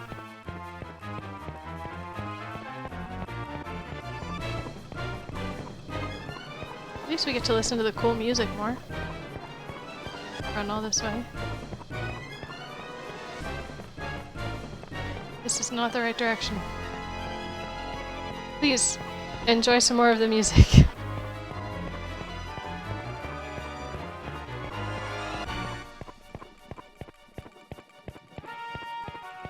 We are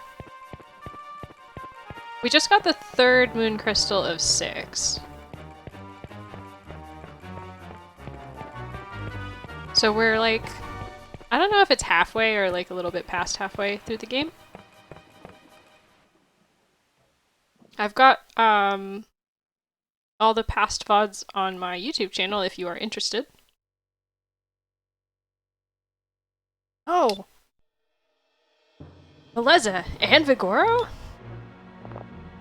Well, hello there, handsome. Haven't seen you in a while. Whoa! Hey, Red. Looks like fate has brought us together again. Oh no, what's he doing here? So cute how she pretends she doesn't want me. Come aboard my ship. Maybe the two of us can rock the boat. Vigoro, please. Even Meleza doesn't. Vigoro, please. We're in the presence of Prince Enrique. Prince Enrique, I trust you are in good health. If you are wondering how we got here, we blasted a hole in the stone reef near Ixataka and traveled west. Our goal is the same, my prince. We also seek the blue crystal. What? Hey, no problems, Harry. Meleza, do you plan to burn down Yafutoma as well? Relax, handsome. As I told you before, I'm against unnecessary destruction. We have no intention of fighting with you. We were merely planning to dock and speak with the king of these lands. You're wasting your time. King Mikado is an honorable man. There's no way he would strike a deal with the Valiant Armada. We'll see about that. Oh, she's got those, like, loop things, but she's got the Admiral banners attached.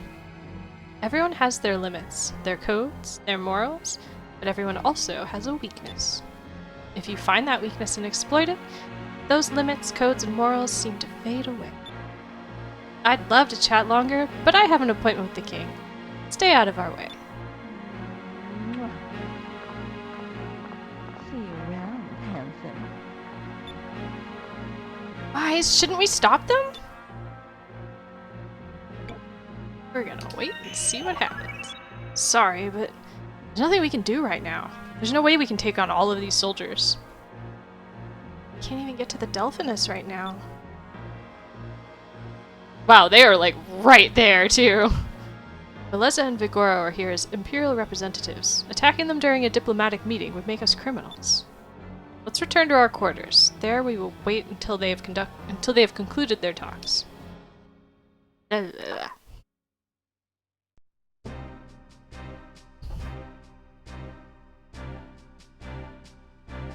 No, I will never let the Valiants occupy Yafutoma.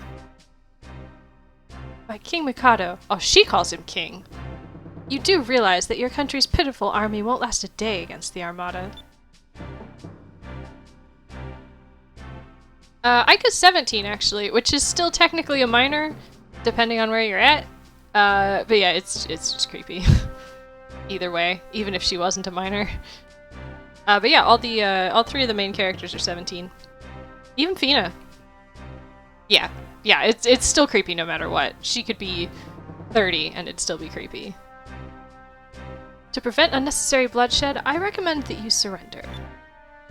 We'll never surrender. We will never hand Yafutoma over to a band of bloodthirsty warlords like yourselves. We are protected by the Blue Moon. In the past, whenever our country was threatened, the Blue Winds came to our aid and saved our lands. That trembling animation is real good. If you attack us, the winds will blow you into the Dark Rift. Valia will never occupy Yafutoma. Do you hear me? Never. I'm sorry you didn't see things our way. It appears that this meeting is at an end. Then I will gain possession of Yafutoma by my own means.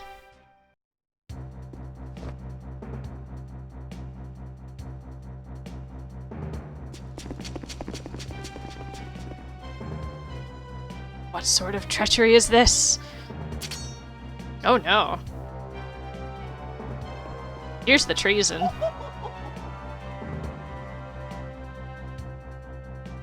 Yeah, I mean, like, I feel like part of the difference between Meleza flirting with Fias and Vigoro, like, hitting on Ika is, like, there's a power imbalance, for one thing. Like, I mean, we beat up Vigoro, but, like, he's, like, big and strong and imposing. Whereas Beleza is sort of, like, she's a little taller than Weiss, and part of that might be the heels. I think she wears heels. And she's, like, inherently less threatening. It still could be considered creepy, and I would not knock anybody for saying it is, but hers feels more playful than creepy. And that might also be because you kind of get the feeling that, like, she doesn't really expect anything to come of it. It's just kind of fun. Whereas Vigoro is, like, trying to get Aika into bed.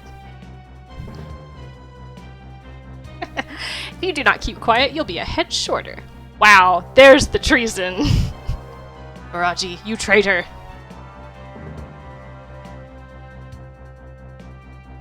Beleza. In accordance with our meeting last night, this country will fall under the rule of the Valuan Empire. Kangen? What are you saying? King Mikado. Oh, he says king now too. Did they have, like, a different person localizing this section? As Lady Beleza stated, we have no hope of winning a war against Valua. To save our people, we shall usurp your power and assume our role as leaders of Yafutoma. Wow. Beleza, I'm glad we're on the same side. Don't relax yet, big guy. Not while the kid is still around. Take King Mikado prisoner and find those air pirates.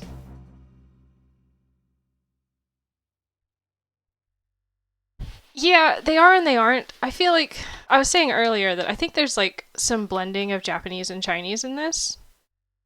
Like, aesthetically and with some of the names that we've encountered and stuff like that. And considering, like, I'm not super familiar with East Asian history, but considering, like, Japan and China are both colonial powers, or were. So, like, it could be, like, racism and appropriation of another colonial power or something. I don't know. But they're the bad guys, and so they're like that, I guess. Seems like they've been talking forever. Well, you know how formal those diplomatic talks are. It takes forever for them to decide who gets to sit down first. He's not wrong.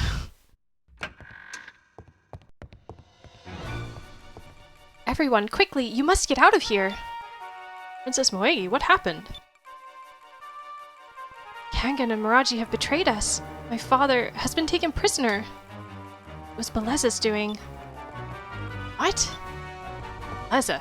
Figures. She probably met with those two before the meeting and had the whole thing planned out. Bias, what should we do? We're gonna run and hide. We're gonna use that strangely colored rectangle in the back there.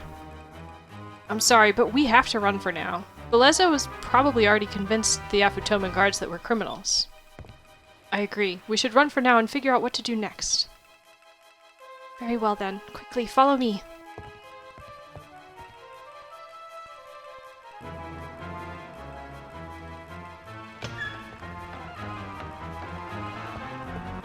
We can escape from the palace this way. Hurry! This way, right? There's nothing. Is there? Wait. This is the dead end. There we go. Yeah, their orders, Valua's orders are to capture and recon live if possible. And I can't remember if they were supposed to kill him if he wouldn't come at all and they couldn't avoid it. But yeah, they're definitely supposed to capture him. But that doesn't save any of the rest of them.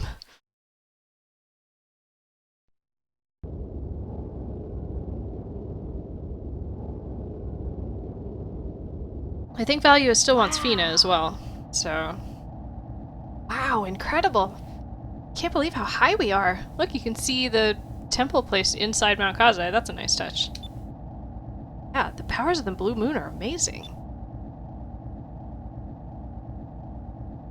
We will be safe here. It's great that we escaped from the guards, but what do we do now? There's an ancient temple on a small island to the north. My brother, Daigo, should be there. What? You have a brother? This Daigo person that was a prince could be the princess's brother? Who would have thought? I wonder if that's a weird localization thing too. Yes? He's the true heir to the throne.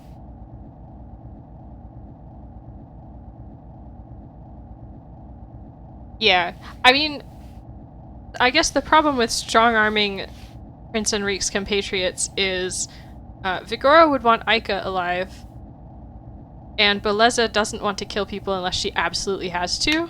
So I think everyone would probably be fine, except maybe Aika.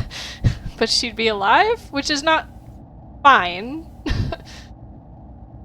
Depending on circumstances. This is much better. We're gonna go find Daigo instead. A long time ago, my brother directly disobeyed my father's orders. He was exiled from Yafutoma and sentenced to live on the island. Marooning him on an island was kind of harsh, don't you think? My brother had a tendency to go out sailing on his own and disregard his duties as prince. I don't think that my father should have disowned him. I think that Miraji and Kangen convinced my father to exile him. With my brother out of the way, they had a chance of taking over Yafutoma.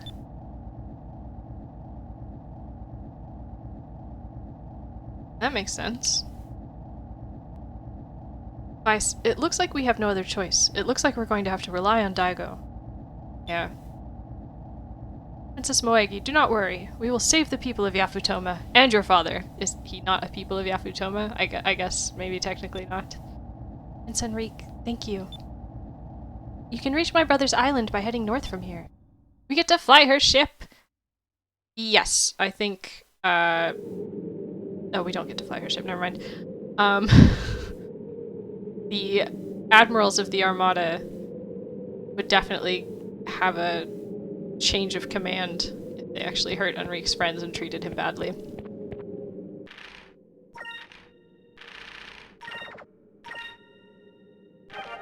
Okay.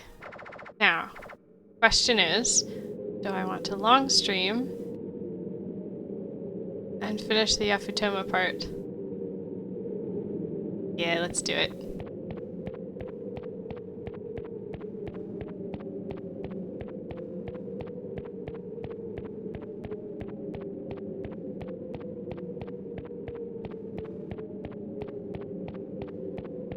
This Maroon Island is much nicer than the one Vice was marooned on. Blah, blah, blah. But there's people here! They're all blue. Okay, cool. Don't think they use magic. Here goes!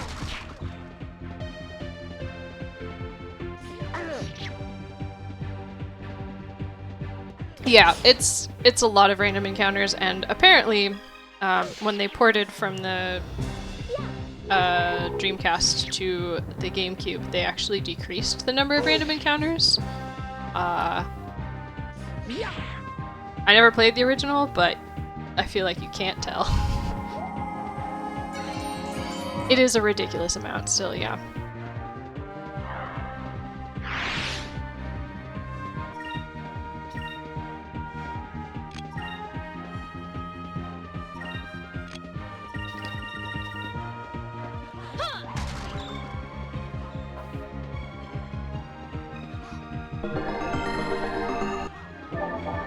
You gotta be able to, like, level up stuff, though.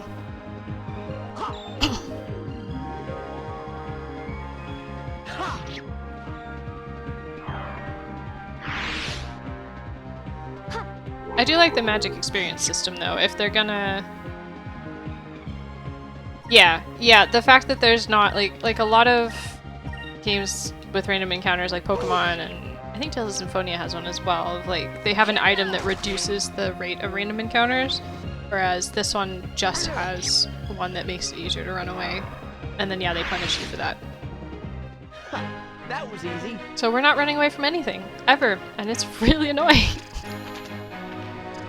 But it gives us time to chat. And that's fun. I think.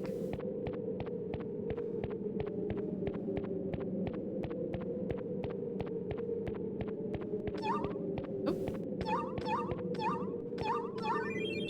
Cham! That up.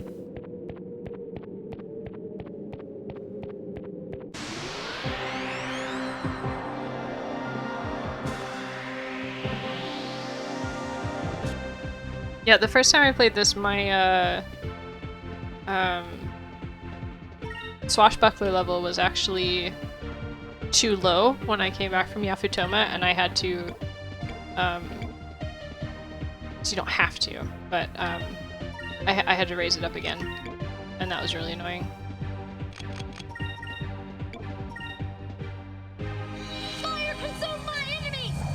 Slam to Yeah, I like honestly, I would take a port onto the Switch. I think considering when the graphics are from, I think it looks really good. I like the colors, I like the style, and I think that like, even though it looks kind of clunky, I think the mechanics themselves are more clunky than the graphics, to be honest.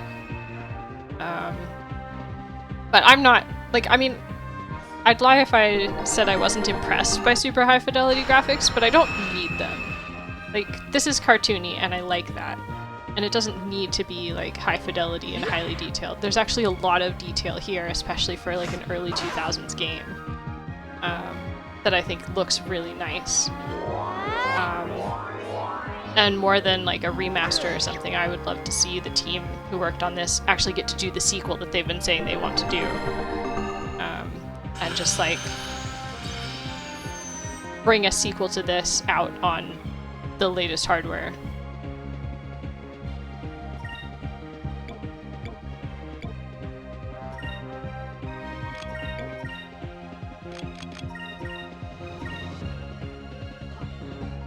Yeah, there's several GameCube games that I would love to see ported.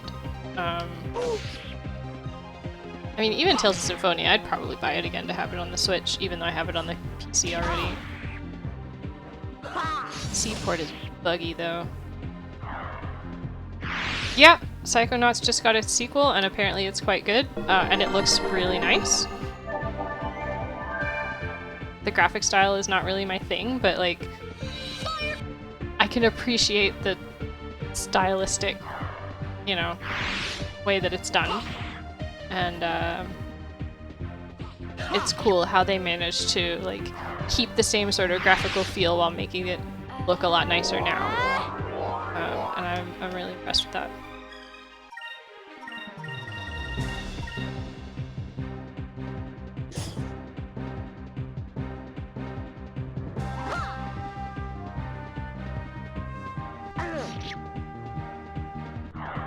No, the Tales of Symphonia sequel was one of the first games I actually returned, or like sold back. I didn't return it. I actually like kept it, played it and stuff. But I didn't actually get to the end. I hit a wall, and I think the only things I liked about it were the graphics looked nice, so the old familiar environments looked extra pretty. And the like reorchestration of the music was really good. But yeah, the game was terrible. Do not play Knight of Ratatosk. That's my verdict. Just don't. I need to see if I can find the soundtrack though. I have the soundtrack for the first one. Yeah, of course.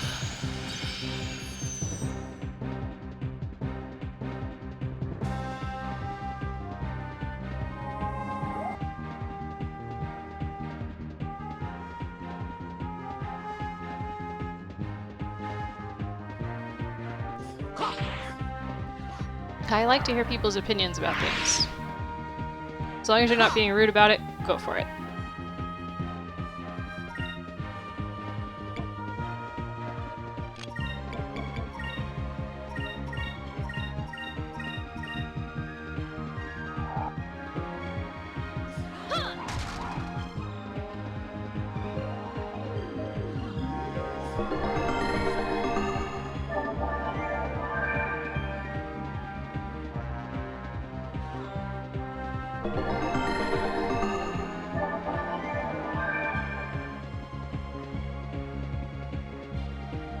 Gosh, they're just all healing. Okay. I was prepared for them all to attack. I'm disappointed now.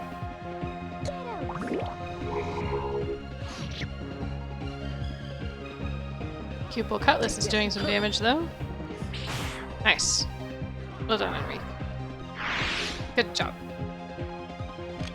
Go.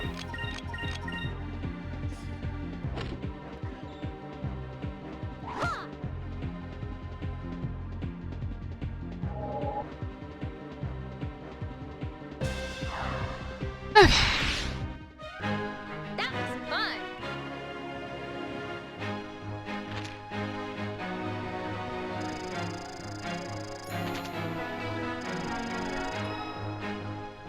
Yeah, it definitely felt like there was less, like,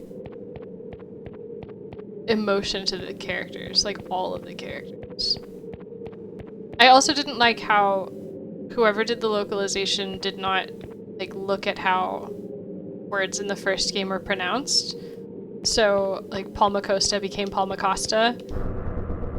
And it was, like, the same voice actors, but they were pronouncing things differently, and it just felt wrong. Westerners, it appears that we meet again.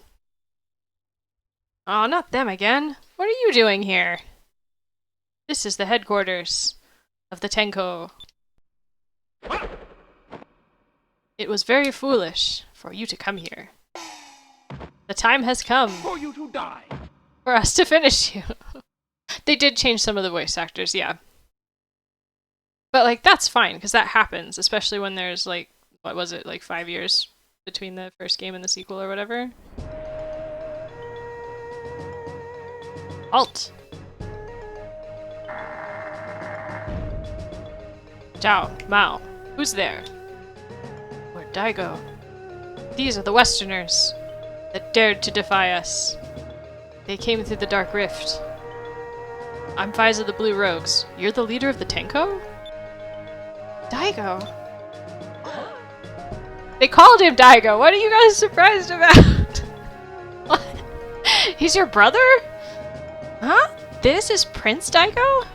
Maybe it's just some other guy named Daigo. Moeki, how have you been? I never would have thought that you would bring foreigners to my temple.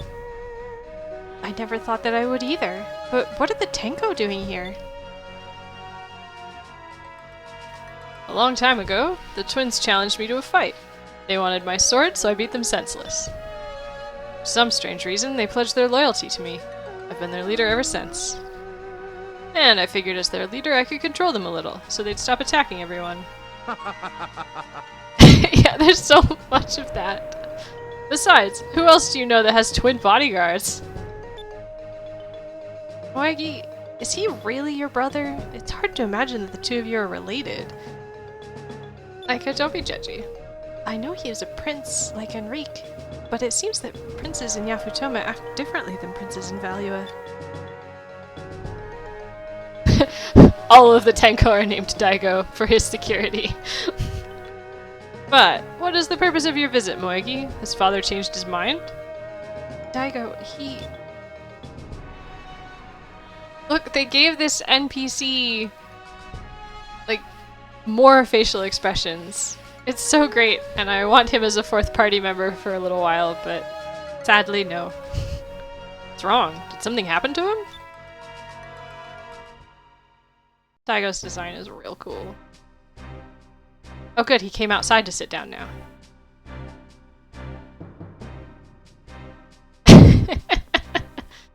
Kangen, that little runt. Assume it was a stronger word before. How could he backstab our father and hand our country over to the Valuans? Daigo. This is a T-rated game. I wish they would lean into the swearing a bit more. Moegi, I'm sorry. If I was still there, this would never have happened. When I was exiled, I welcomed the freedom. I disregarded all of my duties and did whatever I wanted here in this temple. But now my people need me. I must go back there and reclaim my title as Prince of Yafutoma. Hey, at least he wants to go back. Vice, I can't thank you enough for saving my sister. Now, I must get ready for battle. Fight against Valua and give Yafutoma back to the people. I would be honored if you'd fight alongside me. No!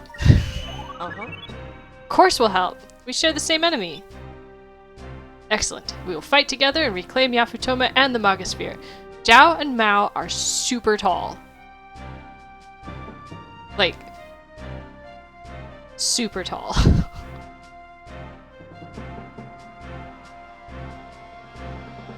The Blue Blood Network is the Prince Hive Mind.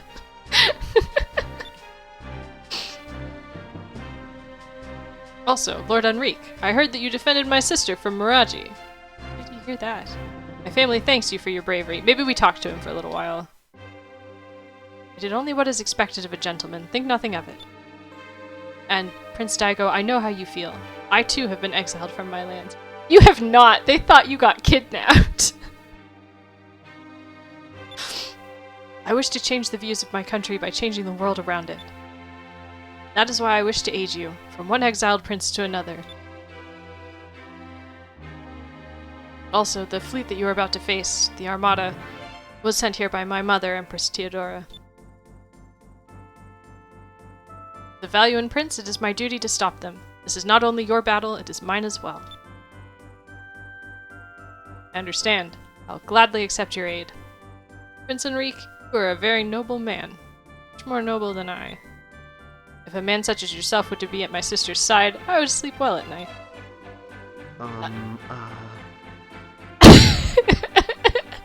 That's a new face. Daiko? And from the looks of it, the two of you wouldn't mind either. Hey! Now then, Vice. I need to prepare for the battle. Meet me at the port. We'll depart for Yafutoma as soon as you're ready. We gotta run all the way back down. Oh. I think we want to be in there. Yep, we want. But the nice thing about running back down is there's no more random battles here. That part's done. Okay. Are there chests to be had? Cannot remember, so we're gonna have this just seems a bit unwieldy. Just a bit. Look at these guys. Oh, these guys.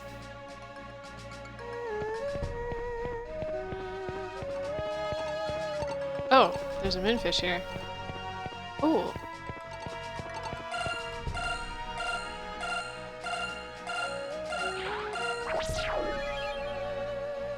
Yeah. Yeah, that's true. The princess with the farm boy and stuff.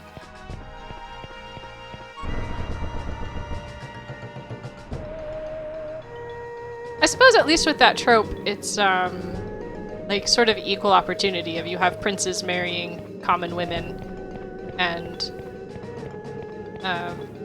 princesses marrying common men. Though the princesses are usually they're more likely to have to sort of give up their title. But they probably couldn't inherit anyway, so it doesn't really matter.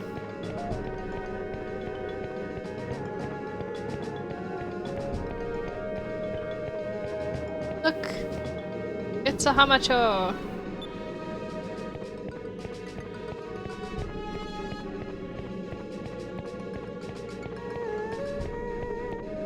So, knowing how localization in games works, where they're usually given, like, a spreadsheet or something with all the different lines that they have to translate, and therefore have very little context, I'm really amused that they went from Lord Mikado to King Mikado, and it was probably around the time that they saw, oh, there's a Prince Daigo.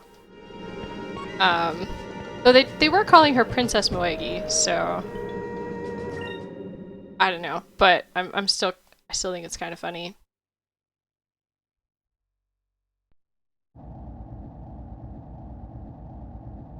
Hey, you can't expect to fight in that ship. Come ride with me on my ship. Don't flex. I mean, do flex. You've got the muscle to do it, I guess. All ships prepare for battle. We must take back Yafutoma.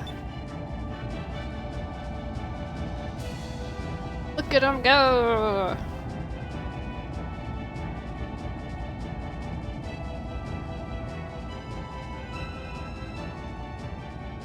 Our scouts have reported that the Armada and the Yafutoman fleet are patrolling Kazai Lake. Vice, your ship is also patrolling with the Armada. Now it's personal. How dare they take Enrique's ship? Told you it was our ship. I understand your frustration. If we can get your ship back, we can win this battle. Can we? The Tenko will attack the Armada from the front and keep them distracted. While they're keeping the Armada busy, I want you to get the Delphinus back. Without the Delphinus, we don't stand a chance. We must have explained the Moonstone Cannon to him. Sounds like a plan. No, it's our ship. It's our ship. It's mine. My ship. Alright, men, get ready. Let's show them what the Tenko can do.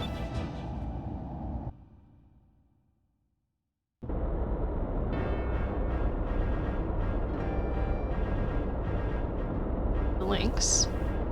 Delphinus. And I don't remember Vigoro's ship name. It's the Draco, isn't it? I think it's the Draco. It looks like our pirate friends want some action. Things just got a little more interesting. I'm coming for you, Red. See, this is creepy because he's like obsessed. And I guess Beleza's thing isn't about possession. Just looking at more differences. I am uncomfortable reading his lines sometimes. Ah, that's who's on it. No, they took down our flag! Rude. The Westerner ship is nice. Very nice. I think I'm going to enjoy this. What happened to our crew? I guess they probably just got arrested. Wait, how do we crew the ship? I don't understand. Maybe they're just all locked in the main gallery area or something. But I never dreamed that I would be able to kill Prince Daigo so soon. Now Moegi will be mine for sure, as well as the throne. Yeah, she's totally gonna agree to meet you after you kill her brother, but... I'm sorry, handsome. I didn't want to have to fight you. But for Valua and Lord Galshin, I must. Tenko ships, straight ahead. They're in range of our cannons. I wish they hadn't put the Lord Galshin romance thing in for Beleza. One-sided love thing. Her character is really cool, and then they have that. It's like, eh. Alright, everyone, listen up. This is it. If we win this battle, we will rule the East. Go. Let them feel the power of the Valiant Armada. Fire at will. Ready, fire!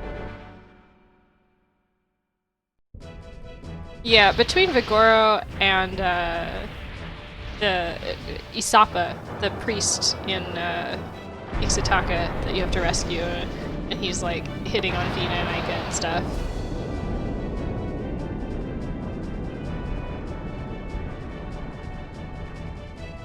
Like, Gilder's flirty, but he takes no for an answer. And he's the best fourth member of the party. He's got a cool coat, and I just like him. So far, the battle is even. We're more maneuverable, but we can't seem to break their lines. Vice, keep an eye out for your ship. It's gotta be around here somewhere. Uh-huh. Alright, everyone, be ready for action. When we find the Delphinus, let's take it back, air pirate style. Is Enrique going to get a boarding hook? Yes, Gilder only has eyes for the Claudia, freedom, and adventure. And he's great. How fares the battle? My lord, the Tenko are swarming all around the Valuans, but the Armada is holding their position. We seem to be at a stalemate. I see. Very well. It is time for us to join the battle and end this. Once and for all. Foreshadowing!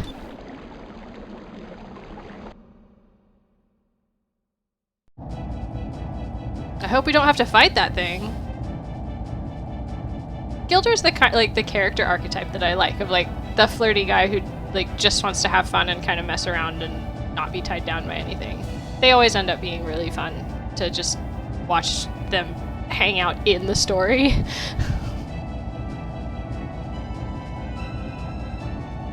Can't break their lines and our ships are taking serious damage. I don't think we can take much more of this. I'm going to give the signal to retreat. Today, Valua is won. Oh no, Vice is angry. My lord, a ship fitting the description of Captain Vice's ship is heading your way. What? Are you sure? Yes, my lord. It's positive it's the Delphinus. Daigo, if you can get us close to the Delphinus, we can take it back and win this thing. We're air pirates, remember? We do this stuff all the time. All you have to do is get us close. We're counting on you, Captain. I see. Okay, Vice, you got it. I mean, we being Vice and Ica, Enrique and Fina might have a tough time.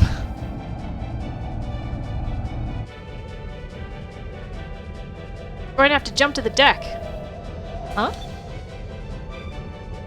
Oh, right. Vice is gallant. Fina's not going to have a tough time. It's okay. I got you, Fina. There we go. I'll be right behind you. Let's try this. Oh, God! It's one of my favorite parts.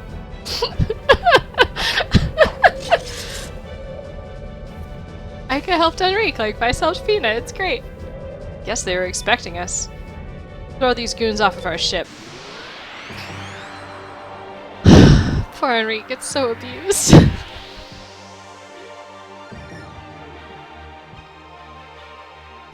Okay.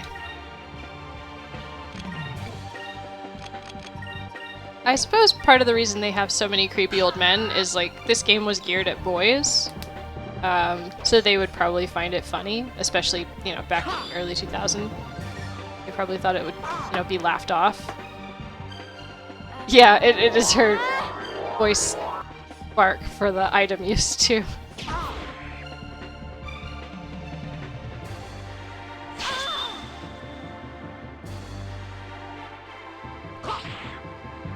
But yeah, could do with fewer creepy old men.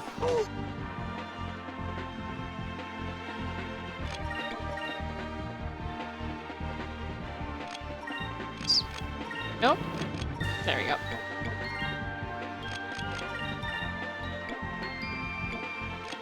Let's use this.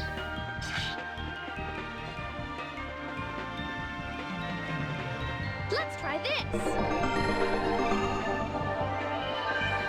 Oh yeah, like I think like the bright colors and stuff, but in I think in Japan when it was released, it was probably marketed more toward young men.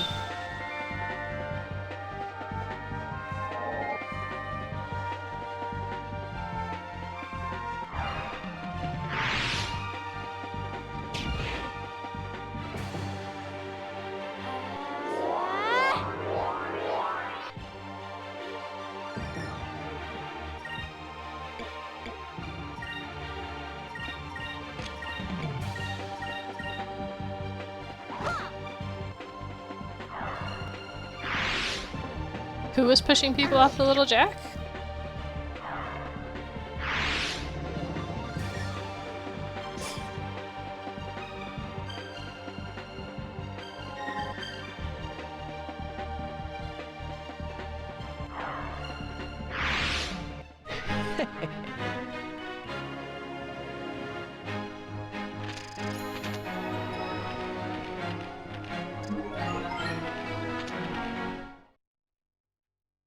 Alright. Oh man! What they did to our ship!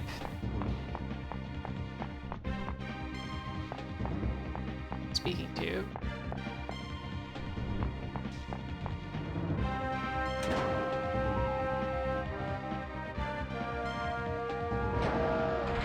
Oh wow. I can't imagine how you'd even get to that. Oh, what did they do to my ship? I can't imagine how you'd get to the final boss at level 30.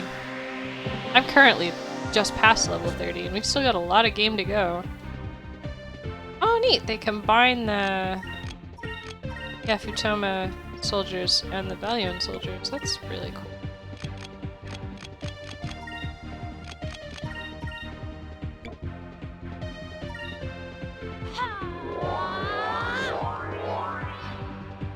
Yeah, I assume not. He's hard, even when you're technically at the right level.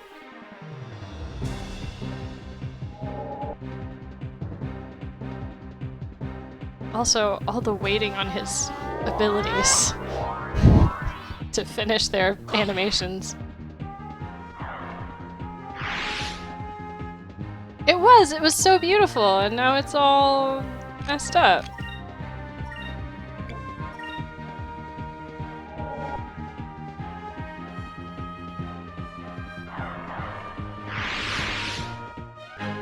It'd be cool if you had to bust your crew out first, but this is the only crew we care about apparently, so...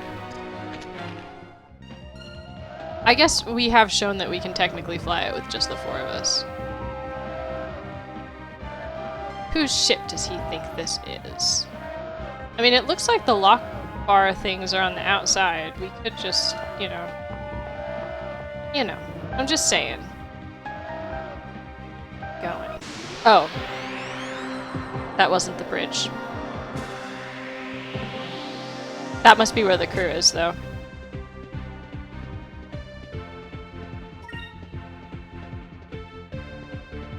Okay. Let's do this, and this, and this, and do this. There we go. Oh, tea. Tea sounds nice. Might have some tea after this. Got a really nice oolong. Waiting for me downstairs.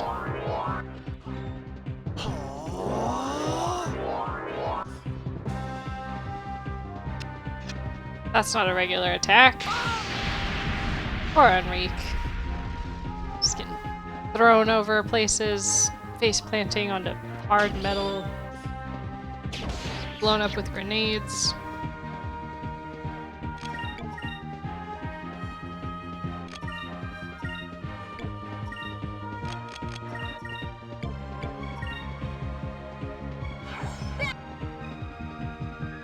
Oh, nice, got all of them. I don't know how the line works in Alpha Storm, but sure. I will not complain if it hits more than I expected. That was fun. But I will complain if it hits fewer than I expected. Okay, this is the bridge. This is where we want to go.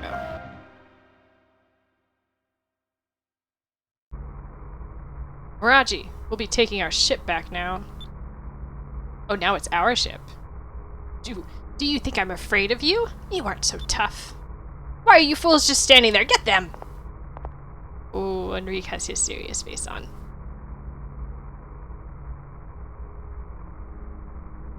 Yeah, that might have been a bit above what they were able to do, though. Betray those that trust you and needlessly endanger the lives of innocent people, all for your own personal gain. For the honor of Princess Moegi, the people of Yafutoma, I will strike you down. I think I spoke over his bark. Face my blade, coward. Let's fight.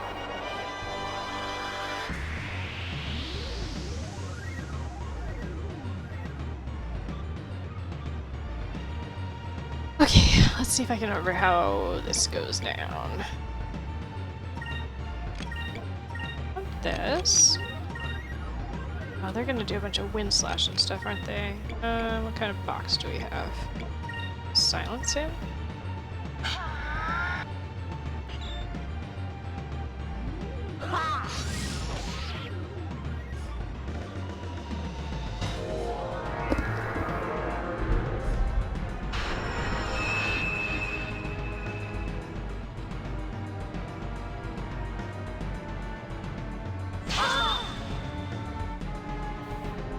Yeah, that's gonna be a problem.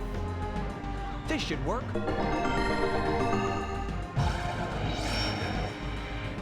Did it work? Oh. Okay. Yeah, exactly.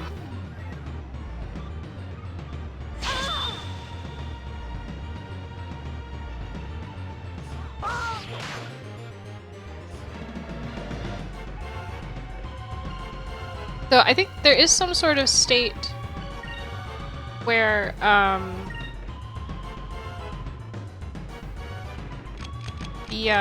the enemy won't attack someone who's been petrified. They do like not have a hit points bar anymore for a while, so maybe they're just like effectively taken out of the fight or something. But there is some sort of state like that. Sapara. Silence. So I guess sleep would be good, but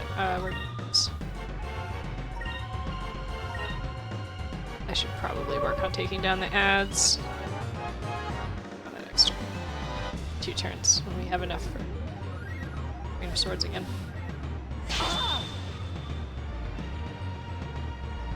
That carpet looks very soft. Also, it's a good thing we cleared away the map table for this fight. Let's try this. I like the boxes as items. I don't think I can silence him.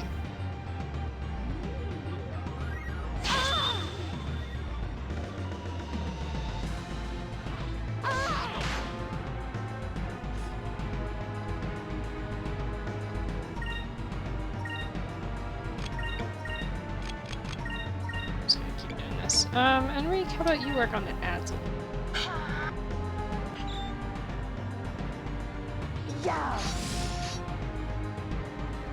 Man.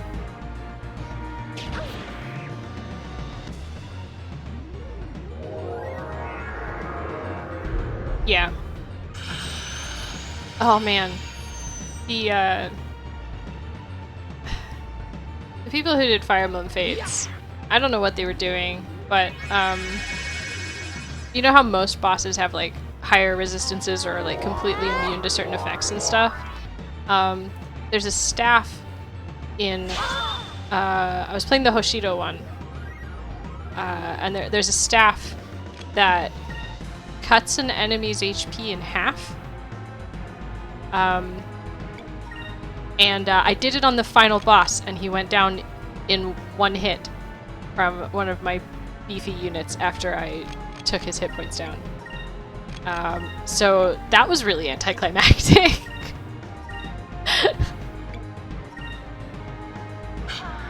And it was fun, and it was funny, but at the same time it's like, I'm not sure that I actually liked that this happened. It made what should have been a very annoying boss fight stupidly easy. Did I Delta Shield? Yes, good. No emblem for you. Maybe you go to sleep now too? Nice. They're gonna wake up again, but I think they're also dead. Let's try this.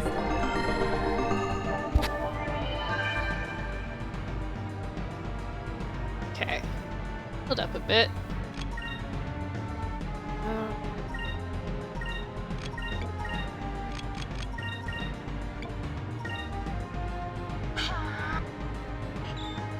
I think if he can summon soldiers, I think he can only summon one at a time.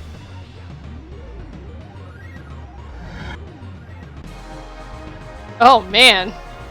Should have been doing that!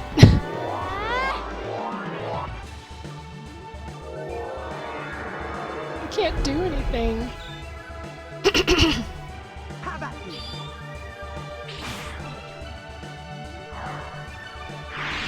That's true. Yes, that is true.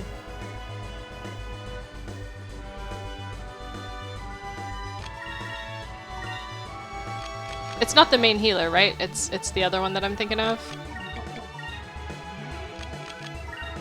Since you said spoilers.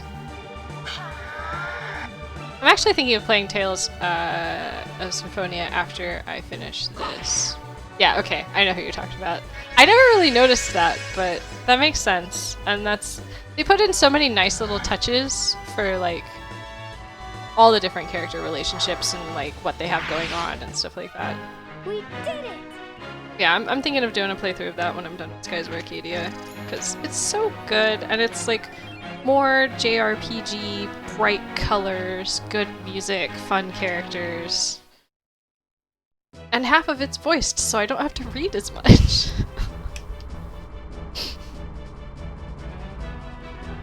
I'll just have to remember not to skip the dialogue. Help! Oh, now he's scared. I'll give back your ship. Just spare my life, please. Let me live.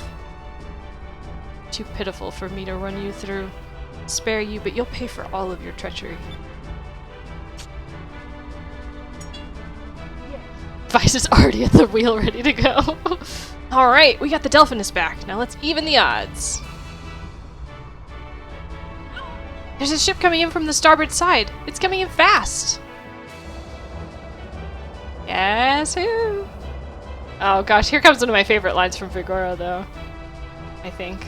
There's something about it disgusts me. That ship is the Draco. It's Vigoro's ship. Talk about trying to compensate. That guy's got a complex. The Armada is being led by Beleza and Vigoro. If we can take out their ships, the rest of them will fall. Our next target, the Draco.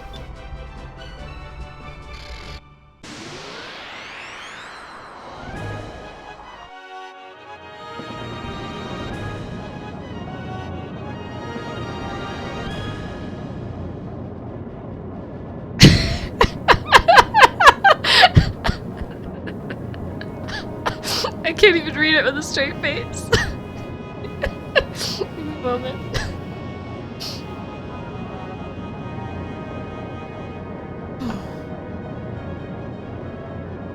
Hey Vice, my cannon's bigger than yours.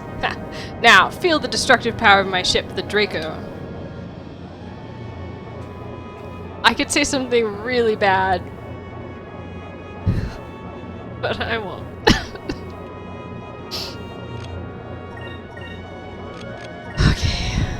This is literally just like cannons. They just want cannons. The special cannons. Ugh. Nope, that wasn't what I was gonna say. Ike already covered that one.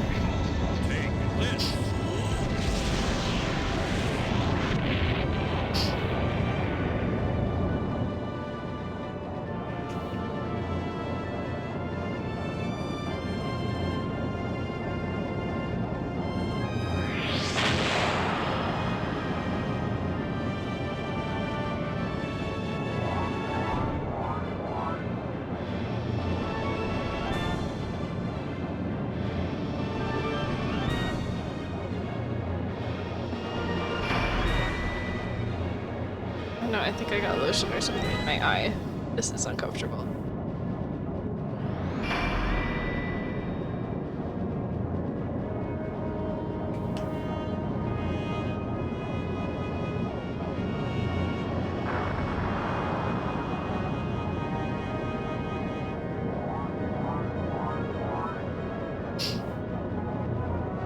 Hi, Sylvie, welcome! Yeah, we're fighting Vigoro. He brought his ship with him this time.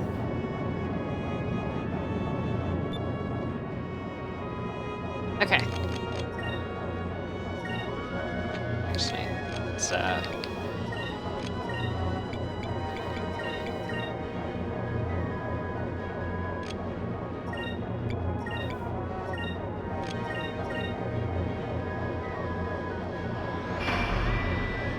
yeah, it took us 2 hours to get through the water dungeon, so I was like, we'll just finish Yafutoma tonight. But, oh my goodness, this is gonna take even longer than I expected. But I'm glad you're here.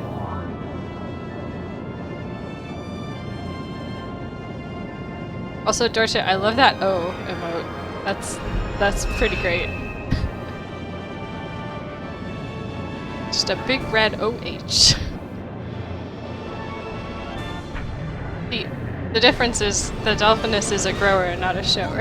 Cannon, fire! You can all leave now, that's it. I'm done. Can't put this VOD on YouTube now.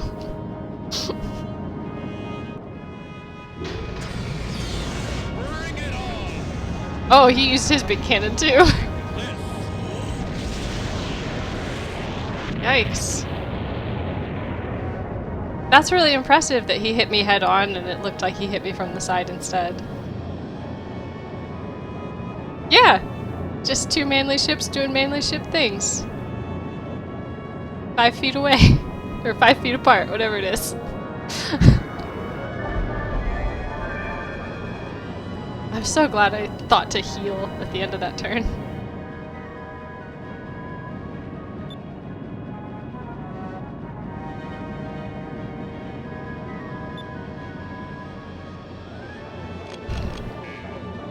20 spirit. Okay.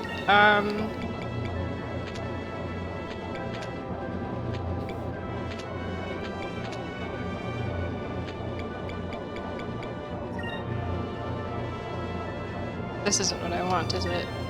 No, it's not. Okay.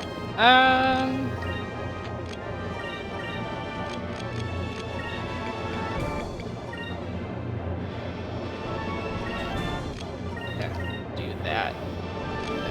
Actually, let's have Fina.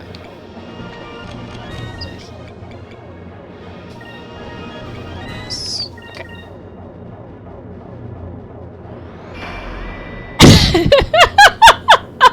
Torch it.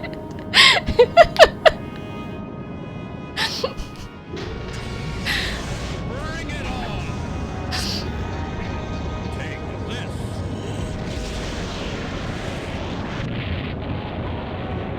This is much better for like late night than starting the stream. Oh, I'm glad we're here.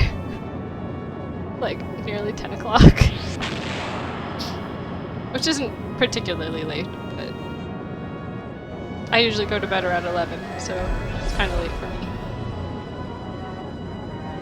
Still gotta check in with Tears of Themis before I go to bed, and all sorts of good stuff.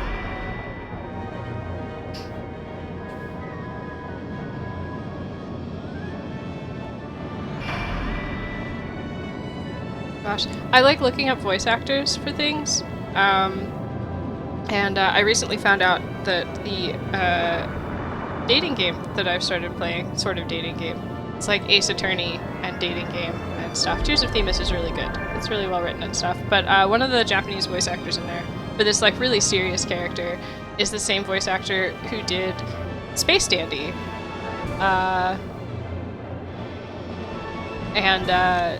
If you haven't seen Space Dandy, you should, because it is fantastic.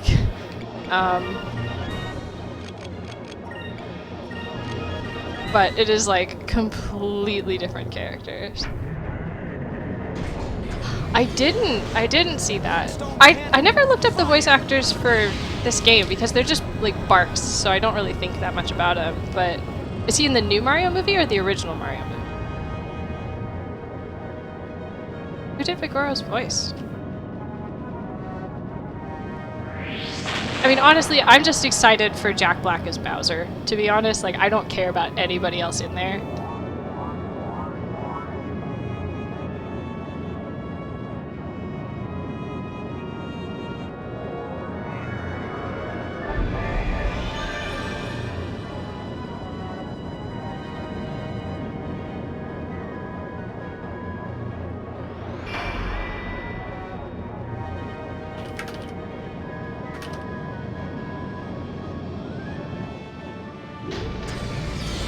Bring it on!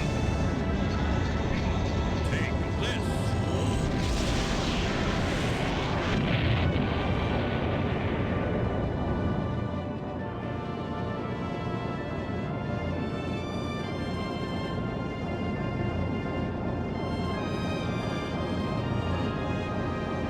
Wow.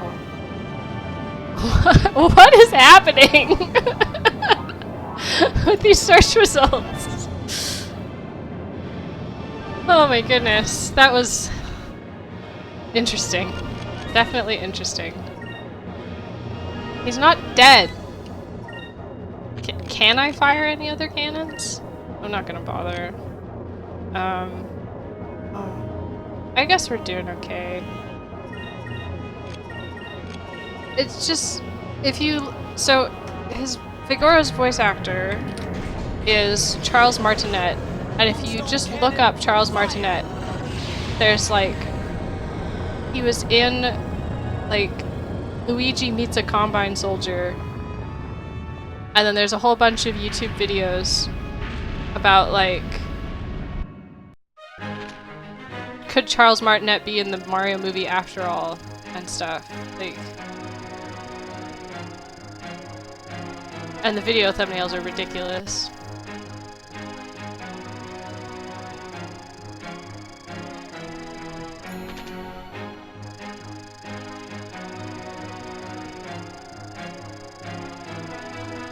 But yeah, he apparently plays Mario and Luigi and Wario and I assume Waluigi, but IMDb cut it off.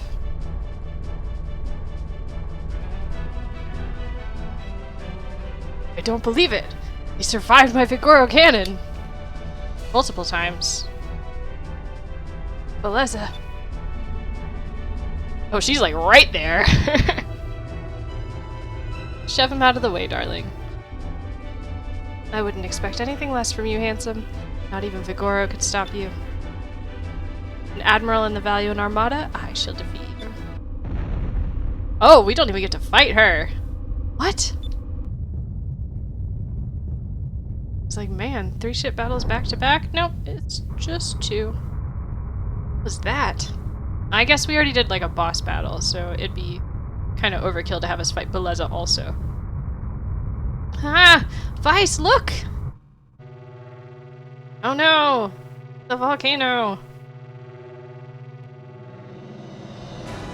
Oh. Where did that come from?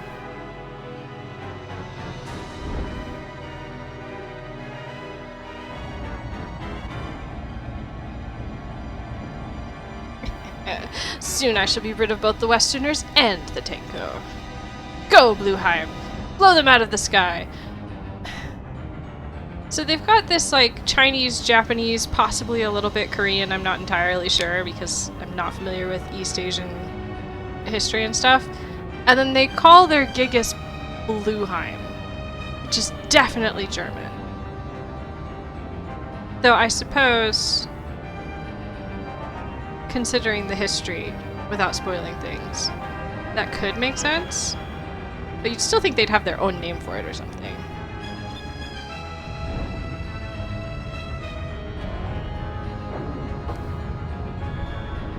Now I have to know.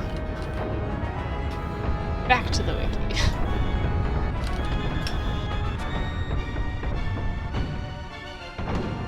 Oh, no, in the Japanese, it was different.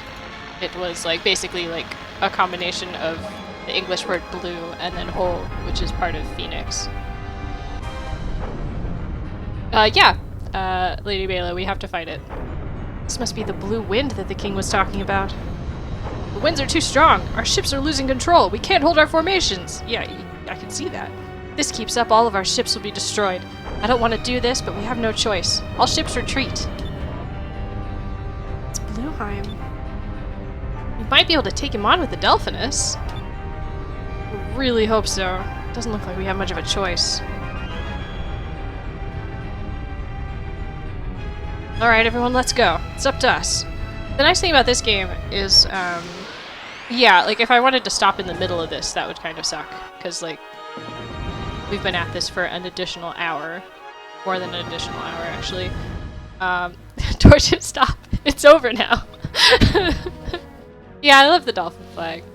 But at least in this one, if you fail in a boss fight, you can just start the boss fight over. So, like, even though you get to save before the boss fight, if you think that it's just like, oh, I wasn't ready for that move or something like that, you can just start the battle over instead of going back to the save. Blueheim is the blue Gigas. It will most likely attack with wind and wave attacks. Okay. Well, we don't have much time to think of a plan at this point, so we'll just have to look for a weakness as we fight it. I like the skull one too. I don't really like the cat, mostly because it's like, isn't it orange on orange? Just a bit much. Okay. Let's, fire torpedo. Focus, focus, focus. I like that particular style of wing that's on the dolphin. I think it's really, really cute, the way it's drawn, and so I just like that on everything. And also I like dolphins. But yeah, the skull one is really cool, and I always struggle trying to decide whether I should pick that or the dolphin. You can change it any time, I think, once you have the base built. Maybe even before. Thanks.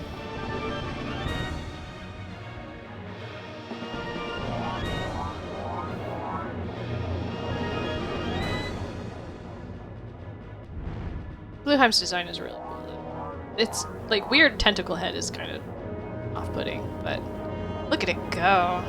Gosh, it's so pretty.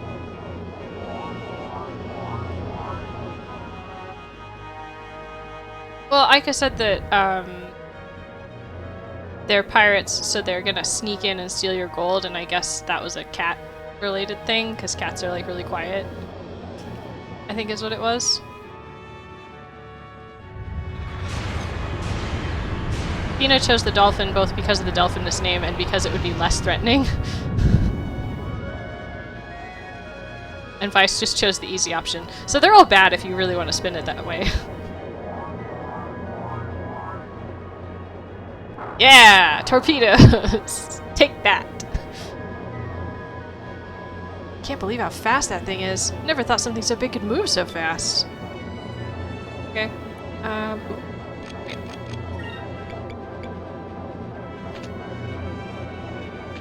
I don't think that's gonna help us. It's gonna help us. Don't really need that. Okay. What do I want to do? Oh, I know. Do this again. Okay. Up. Ta-da! And we should still have plenty of spirit for doing things on the next turn.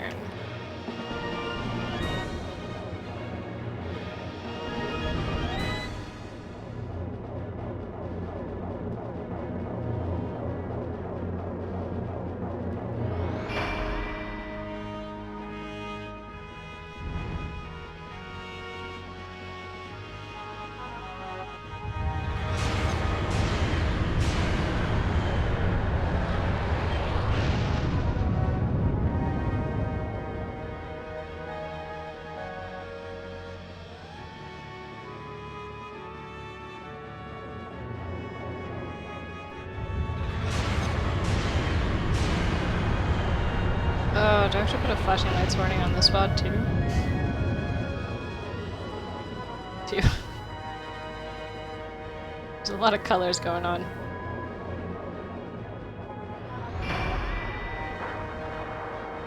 Oh, you took evasive action, huh?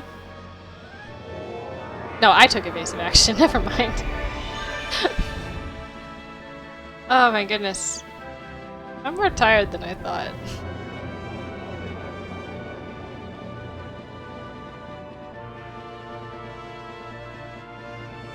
Okay. Let's do cannons.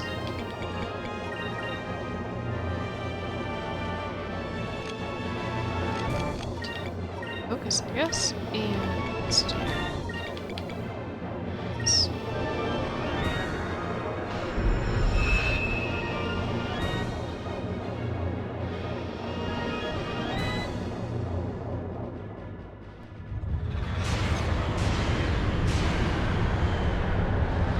Yeah, I'm gonna have to put a sorting on this one.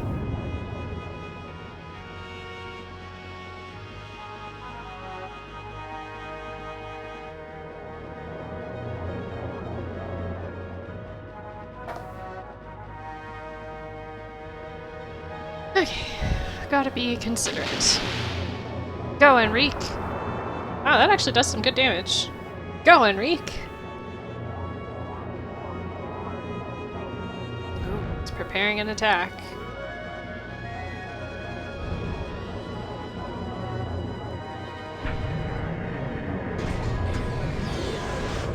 Moonstone cannon, fire! Gosh, the camera shake is so cool for the Moonstone Cannon. Nice. Nice, nice, nice. That's what we like to see.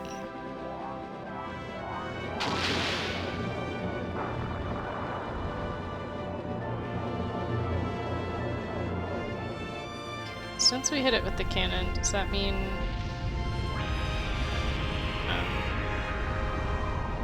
No, we're gonna get blown away and have the bad option. Oh no! Oh yikes. Do too much. What an incredible blast of wind! It's blown us completely off course! Watch out! Blueheim is preparing its next attack! This must be its strategy. Using that burst of wind, it pushes its enemy into position for its next attack. Unless we can do something to counter that wind attack, we'll be helpless against this thing. We need to try and think of a plan. Is it cannons? I bet it's cannons.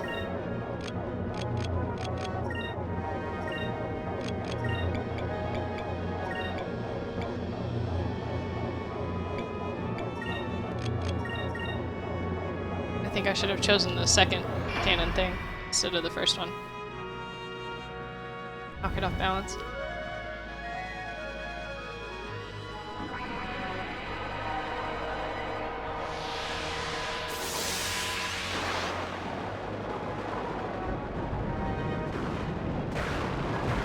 Wow.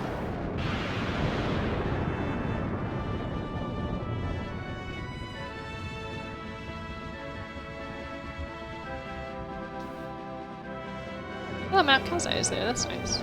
Very pretty. There's a shot. Only YouTube would choose that for the no.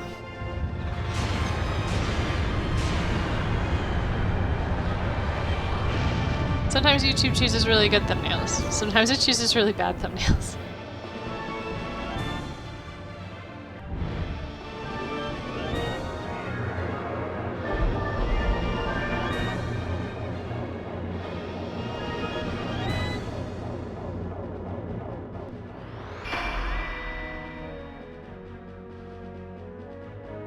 I don't care about the Twitch thumbnails so much because they go away after like 2 weeks anyway.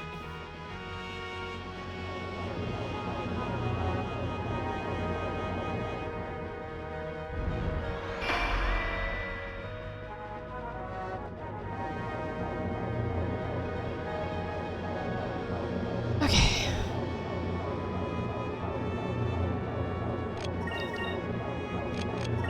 Let's build some more focus.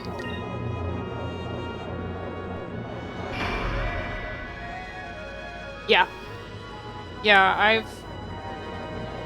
I've been pretty good about remembering what happens when, for the most part. And it was nice because at the beginning of the game, up until fairly recently, it was like do a dungeon and the boss fight, and it takes us 2 hours. And then we do a dungeon and a boss fight, and it takes us 2 hours because I normally stream for 2 hours from like 7 o'clock UK time to 9 o'clock. And now it's 10:15 because I decided let's finish Yafutoma today. Should have stopped when we got to Daigo's island, but then we wouldn't have had the great discourse about Vigoro and his cannon and stuff, so.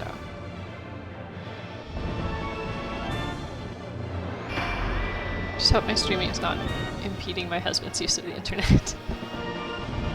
It should be fine. Assume he would have said something if it wasn't. Okay.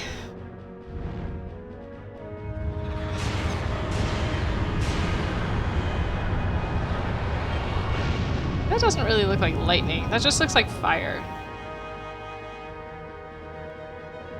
Probably because of its phoenix thing in Japanese. Okay. Oh. Oh, I see. Okay. I see what we're doing.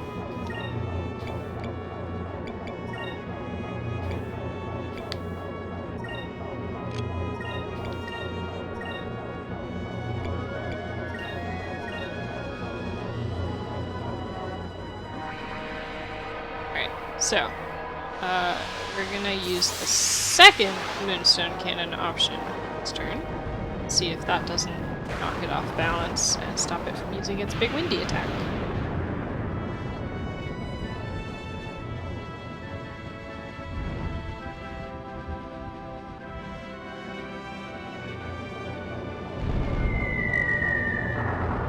Or we just beat it up.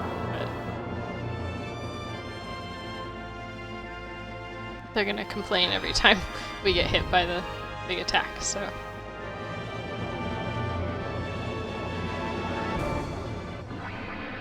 This is so much nicer than trying to fight one of these in the Little Jack, though.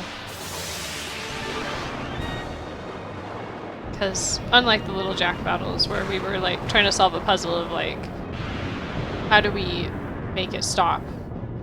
Now we're just going to make it stop by shooting it a bunch. Because we can. The Delphinus has the firepower. Right here. Moonstone cannon, fire!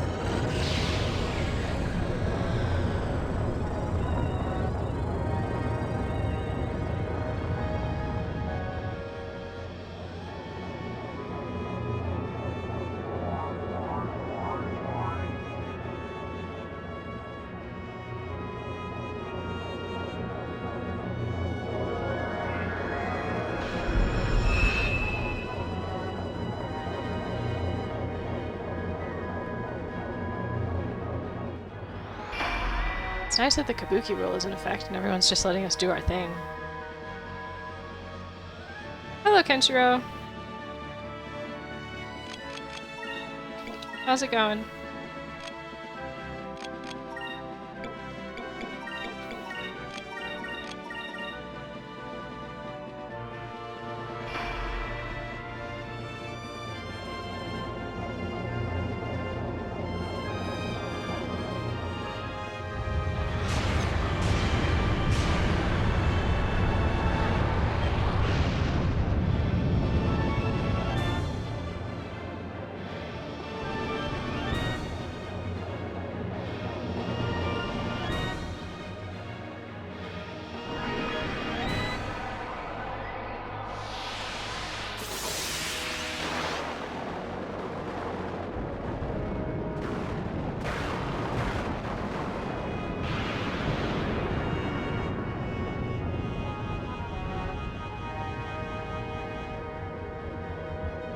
What?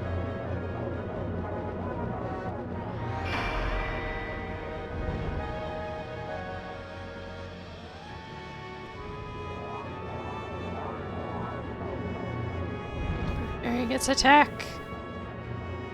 Heal and then shoot it.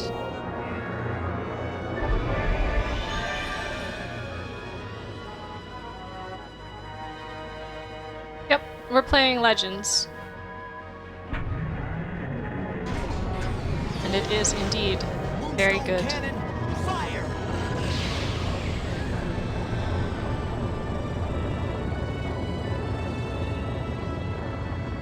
Alright, it's dead.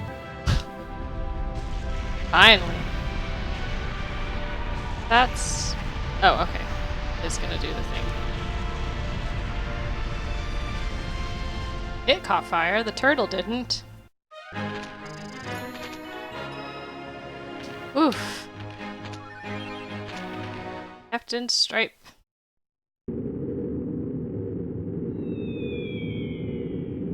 Smack.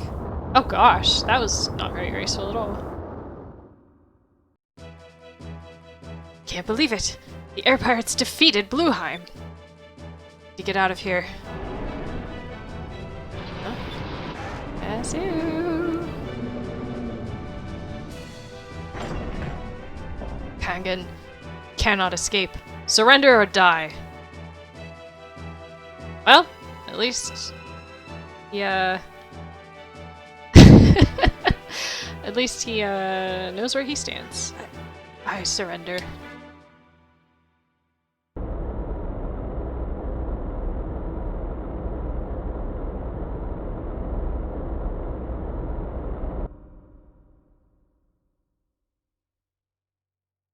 Dorchid, are you saying Blueheim is baby?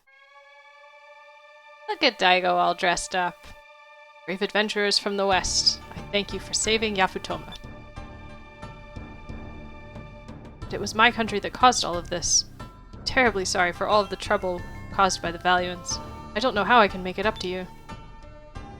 Sunreek, please, raise your head. Daigo has explained everything to me. You feel responsible because you are a Valuan prince, but it is not your fault. Thank you for understanding. But we have only won the battle. As we speak, the Armada is regrouping. Until Valua sets itself back down the path of righteousness, I will continue to fight them.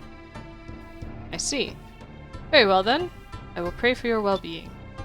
And perhaps the Magasphere will aid you in your fight. Take it with you. Ooh, Really? Are you sure it's okay? Didn't you say it's necessary in appointing a successor to the throne? Look how happy Fina is over there. That's so cute. It doesn't matter. Even without a symbol, I have such an accomplished successor already. I think Daigo was kind of self-exiled as well. Just stayed there because he wanted to. I've also decided to return to my father and accept the responsibility of defending my people. See? Yeah, you can make it up by marrying my girl here. That's great. Hey, what happened to Kangen and Miraji? They were exiled to Tenko Island. We figured that if they spent some time in exile, they'd realize what they've done and become better people. Or kill each other. I like Daigo. I like that plan. It serves them right. That reminds me. I noticed that your ship isn't capable of going to great heights or depths. Here, take this with you. Don't just stop!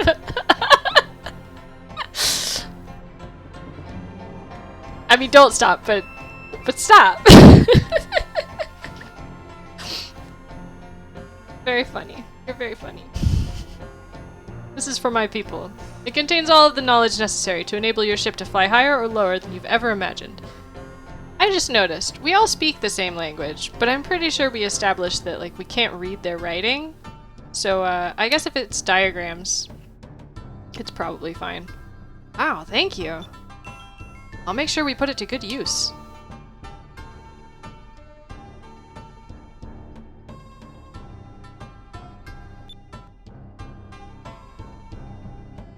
Father, I have something to ask of you. Moonstone translators, yeah. Please let me go with these people. Everyone sticks a moonstone in their ear and they can automatically understand all languages spoken. What? If what they say is true, then there are matters of great importance occurring in the West. You and Daigo both said you will stay here to protect our country. But I am helping defend our country by helping these people on their quest. Well said, Moegi. Proud to have you as a sister. Prince Enrique, I speak to you not as a fellow prince, but as a brother concerned for his sister's well-being. Please, take care of her. Have my word, I will defend her with my life. Princess, let us join forces and return peace to this world. Yes, Prince Enrique, I entrust my life to you. Are they married now? Does that count? Very well then. It appears I do not have much choice in this matter anyway. Enrique, you're getting so much more reliable by the minute. You seem like a different person. Just until recently, all I ever saw of you was the back of your head leaning over the railing of the ship. Aika! Do you have to constantly remind me about that? She's right, Enrique. Yeah. Alright, let's go home. Bully the prince. Book on polarity, and Moegi has joined our crew as a delegate. Oh yeah, I need to remember to do the Blue Rogues special move next time. Let's put Moegi into our active.